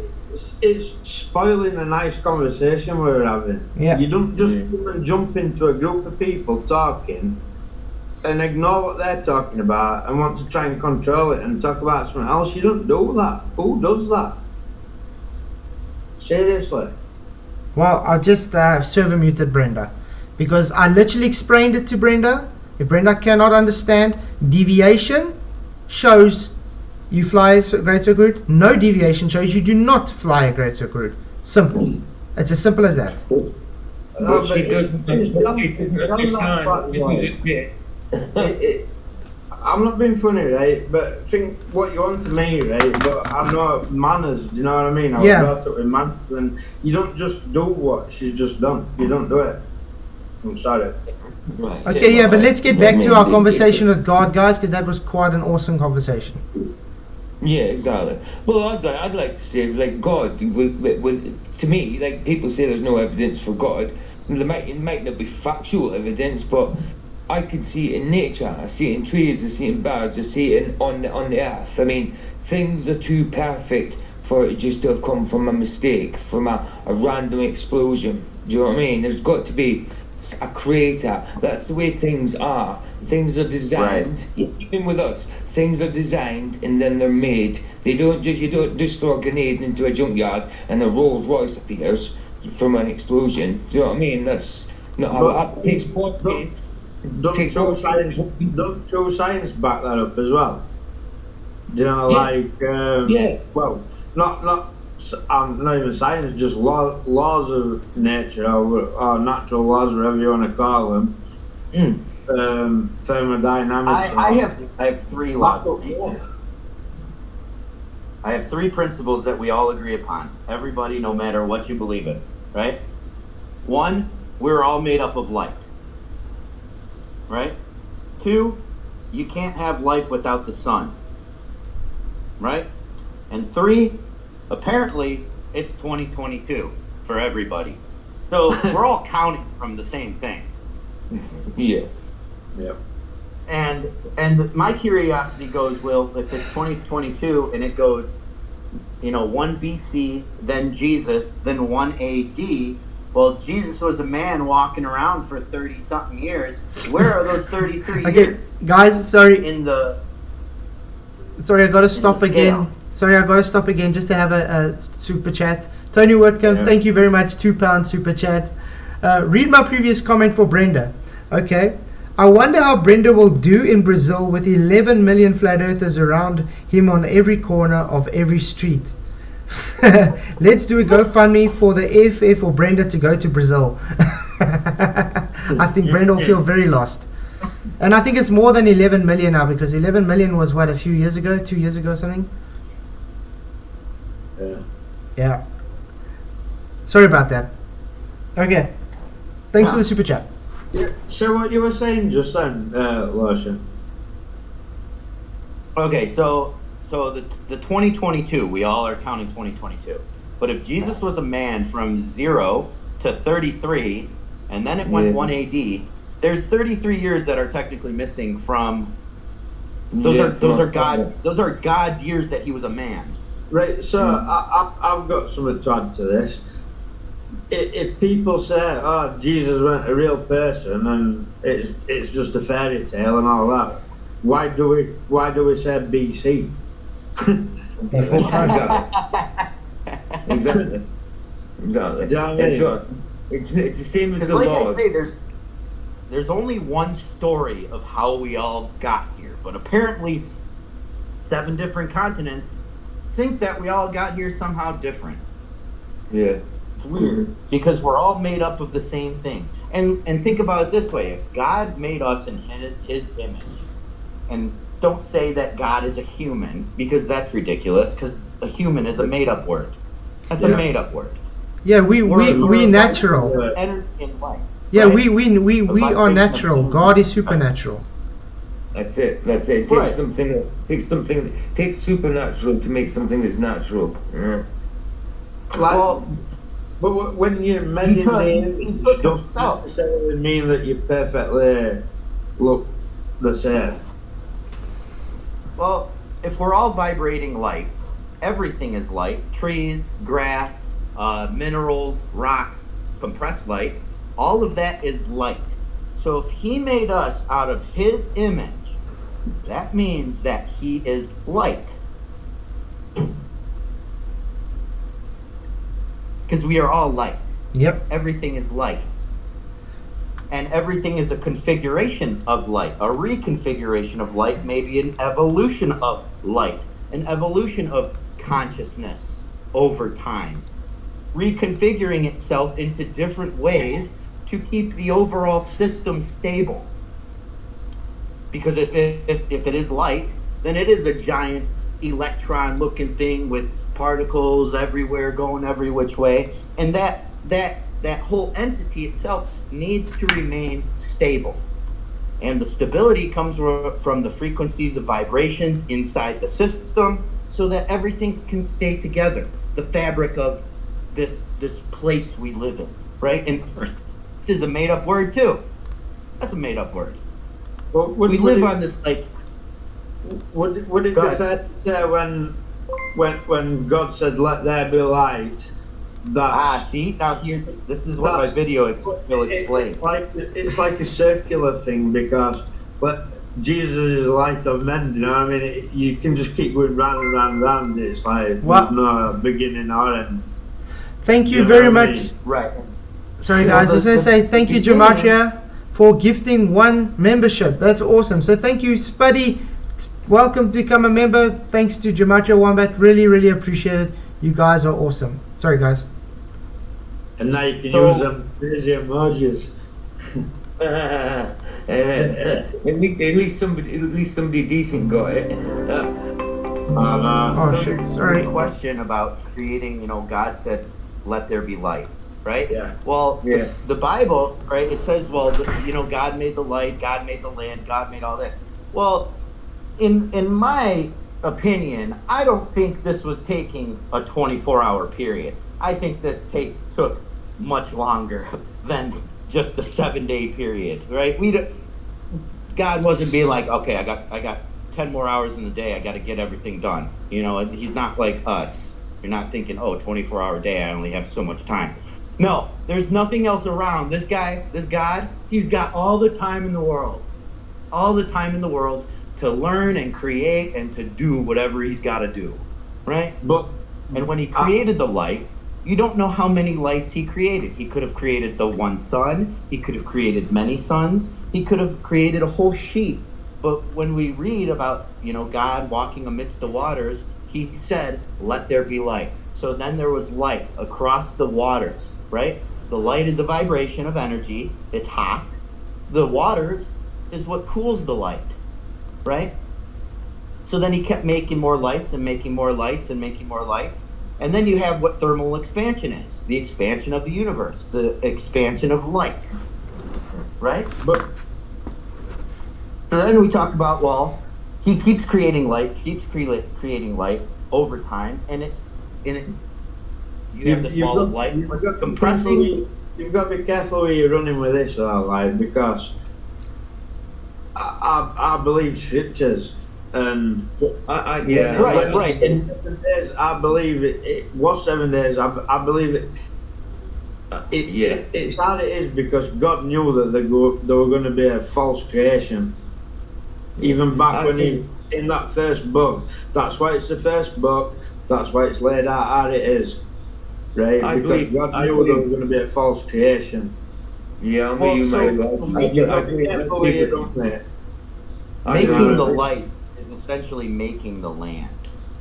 Because if we're all vibrating light, then he created the light and let there be everything. But there was a process that happened with the light. Light just doesn't turn into land. Something has to happen with the light to make the land, which is compression. Okay? And that's taking place in this closed system that we live in that's constantly expanding. So light keeps being replicated, keeps getting smaller and smaller, compressing, but at the same time, all the edges of our universe keep going, expanding because of the replication of light. And that's essentially everything. Can I add this? You were thinking your fleshly mind, what's going on? You are not God. I do know. No, but we're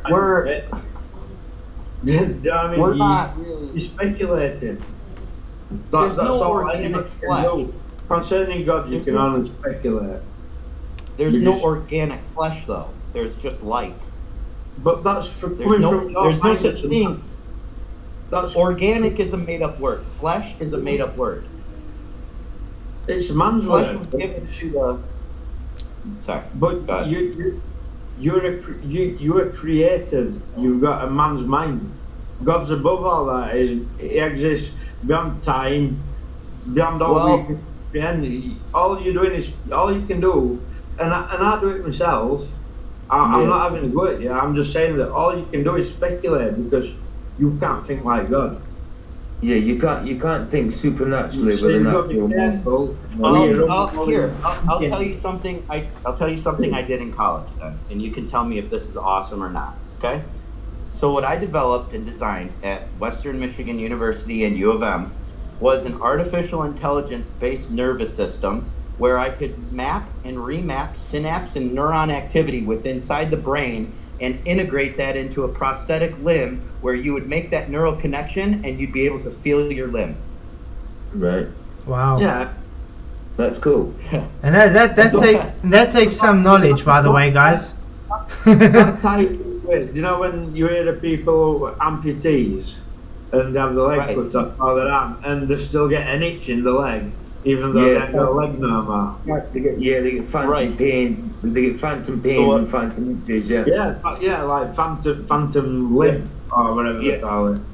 Yeah, you get. So what phantom- we like were you doing- think- your body still thinks it's there. Your mind still thinks it's there. So Oh, if right, you get a and- little pain, you get a little itch, and you go to scratch it, and it's not there. It's just your mind remembering. You know. Well, but just remember what a memory is. It's a configuration of light that's taking place as a synapse in your neurons of your brain, which is essentially electricity. Your brain runs on electricity. So when you map that synapse activity and you correlate what synapse is correlated to like the limb that you lost, right? You can then reconfigure the frequency of the brain to adapt to the frequency you're trying to tell it so that you can deter the mind from believing you have no limb or that you believe that you actually still have one. And then once you put the prosthetic on and then you make the connection, that ghost limb syndrome goes away completely. Now you have your own prosthetic that you can feel. And this was 8 years of research. This was 8 years of teams trying to do this together. And then once we were successful, U of M and the state came in and was like, we'd like all your information, all your, right? And the teams that I was a part of, we were like, fuck you, dude. I sacrificed my my medical degree in neuroscience and left school because they were trying to take my shit. Fuck them. Yeah. And people say, oh, well, you should do something with it. Well, I need Elon Musk at that point. You know, like going on from how long ago were you were doing that? Because there's a girl who I see who lives near my mum, and she's like in a wheelchair, like she can't walk, one of them electric wheelchairs, so she can move about on her own. But it also looks like she has got it looks like Robocop hand. It looks like Terminator, if you know what I mean. It's a proper, not a real hand. It's like robotic. And I see it moving. But it moves, right? Yeah, it moves and it shows the phone weight and that. So it looks. Okay, so I didn't want to I went stood there like wanting to be staring all the time, but I was like looking at it, trying to see what was going off. You know what I mean? So like, what's that? And it looks like moves like an hand. That's all I'm gonna say. It does look like it. So moves when you figure out what nerves go where, when you figure out the nervous system and how it actually works, if the person still has part of their limb, when they think about moving their limb, a series of nerve vibrations happen, and you can map that, right? So once you map that, you can make a series of, I want to say like servos, it's basically just you build a prosthetic limb, all right, with a whole bunch of servos and microprocessors taking information. Once you map out the nervous system and the end of the limb, you can then match essentially the same configuration of nerves into the unit itself, the prosthetic, right? So every time you think, and one of those nerves at the end of your limb, it has that impulse, that electrical signal, it matches up with the prosthetic, and then you can move the finger. But in that regard, you can't feel it. You're merely making an electrical signal, and then when it gets to the arm, it says to this arm, move the finger. But essentially, you're moving the prosthetic with thought alone, just with your electricity through your body, and that's awesome. But they still have post-limb syndrome because they cannot feel that prosthetic, and making that neural connection to the prosthetic is where it then goes away. That's when you remap and reconfigure the frequency of the brain. But granted, it's a little dangerous. I mean, it was dangerous, but we were successful by loading people up on, not loading them up on slight doses of psilocybin, so that their brain frequency would amplify, maybe activating new neurons or damaged neurons over time, and being able to, I guess, comprehend the electrical signals that are being fed into the body in a way, in a sense. Because you got to be able to handle that energy coming into you and be able to sort it out. Your brain needs to be capable of doing that. And that's where, you know, when people have done drugs before, they're able to open up passages of their brain. And people talk about the pineal gland all the time, and how you got to decalcify that to start thinking like God, because that energy that you hold inside of you, that consciousness, that soul that drives your vessel, that's part of God. And you can tune into that anytime you want. People say you got to find God. Well, you got to find yourself. And where do you look for yourself? That's the thing, God's not lost. You know what I mean? You don't need to find God, he's not lost. It's us that were lost. You know? Right. But we're all a part of him. Well, yeah. That's how we're all connected, by that frequency, that energy. And But how would we know that, though? That energy. But how would we know that? How would we know that's how we link, though? I would say we're connected by the Holy Spirit. That's what I'd say. Well, when Jesus died and he rose again and got taken, he left us the Holy Spirit. Ascended. Yes, he ascended, and he left us the Holy Spirit to help us, teach us, and guide us. Do you know what I mean? So that's what I believe we're connected by that Holy Spirit.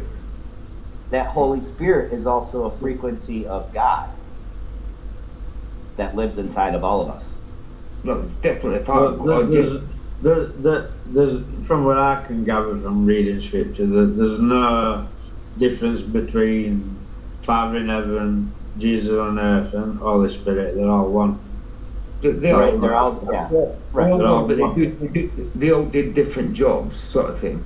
It's like three characters in one. You know? Yeah, but to think like Vatican pushes Father, Son, and the Holy Spirit, three separate things. Observe people believe in a Father and Yeshua. The Vatican is there to take money and deter you from the real truth. Oh yeah. I mean, the Vatican, it's an evil thing. The real truth is Jesus. You know what opened my eyes to it most, right? You know when it says in people will be like, oh, Torah observant, 10 Commandments.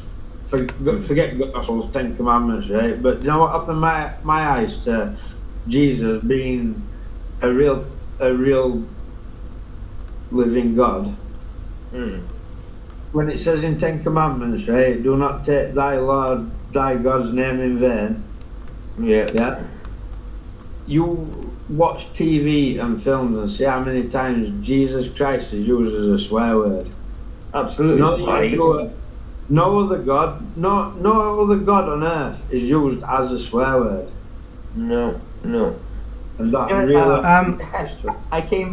I came up with a joke as to why you shouldn't say Jesus Christ, because when you say his name, let's just say he shows up next to you and he's like, "What's up? What can I do for you?" And you're just swearing, and then he's like, "Oh well, fuck you too. Then I'm out of here." You know. Okay, like, guys.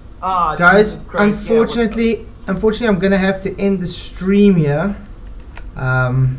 You guys can still carry on talking and stuff. It's really enjoying it, but I'm going to unfortunately have to end the stream. I was just going to say, before you even said that, I was just going to say, I've got to go because I've got to nip to the shop and that before it shuts. Alright, Flats, I can I was just going say to do that? that, like. Because you're going on holiday, Flats, aren't you? I'd just like to say thank you for what you do. It's really, what you do is brilliant. You work hard, you come home, you stream, you teach us. Do you know what I mean? I think you deserve this holiday. Like Michael said, you deserve it. You do brilliant there. And thank you. It worked hard this last. Absolutely. We appreciate you, Flats. I appreciate you guys. I really appreciate all of you guys. You guys make the show worth it. So yeah, I just for you. Do you know what I mean? The show wouldn't be here. It's debatable whether I make your show or not. Everybody can even understand what I'm saying. I'm going to go make food as well anyway, so it's time to go in it. yeah, because Just one more thing. One more Okay, thing. go, You go, said go. you were unable to think like God. Somebody said that you're not able to think. Well, you are because we create things too. We're able to do great things here. That's the point of it. Like Yeah, but like God's God omnipresent. put himself inside every man. No, He but put a little the- bit of himself inside of everybody so that they could Yeah. create their own realities. Yeah, but what they do by no, I don't agree with creating realities. That's like new age stuff. okay, guys. Yeah, so I'm just gonna have to end here, guys. You guys can still talk on, but I'm just gonna quickly end the show. Okay. You're going. So I just want to. But thanks for coming, guys. Thanks everybody in chat. Thank you a lot for the super chats tonight. It was beyond amazing. Yeah, we could actually. It's insane. Thank you very much. Appreciate you guys. You're really, really awesome. I really just pray blessings over everybody. Yeah, tomorrow night's going to be the final live show for the year. But like I said, I do have premieres coming out every second day for the whole year. And I should be back to have the first live stream for next year on the 4th or the 5th. I'll let you guys know how it goes. But yeah, definitely going to miss everybody. I do enjoy these live streams. Yeah, just like I said, you guys are really Everybody awesome. enjoy their holidays. Yeah, I need it. Absolutely. Try to enjoy the holidays, man. I'm going to do some Absolutely. observations as well, by the way, guys. It's not like I'm just going. I'm going to do some observations. Fatzo's literally worked all year though, and he started doing live streams, and he's put loads of effort into it, and he does them every day. He works all day, and he has power cuts, and he rushes around and he streams every day, even I with try. all them things against him. So he deserves an holiday. God bless you, Fatzo. Yeah, God bless you, man. You get 3 hours sleep a night and you still manage to do all this. Bless you, man. You do deserve it. Absolutely. So yeah, I just want to say thank you to everybody. Yeah. So then see you guys tomorrow night. Alright, see you tomorrow, man. Blessings. May the pressure be with you.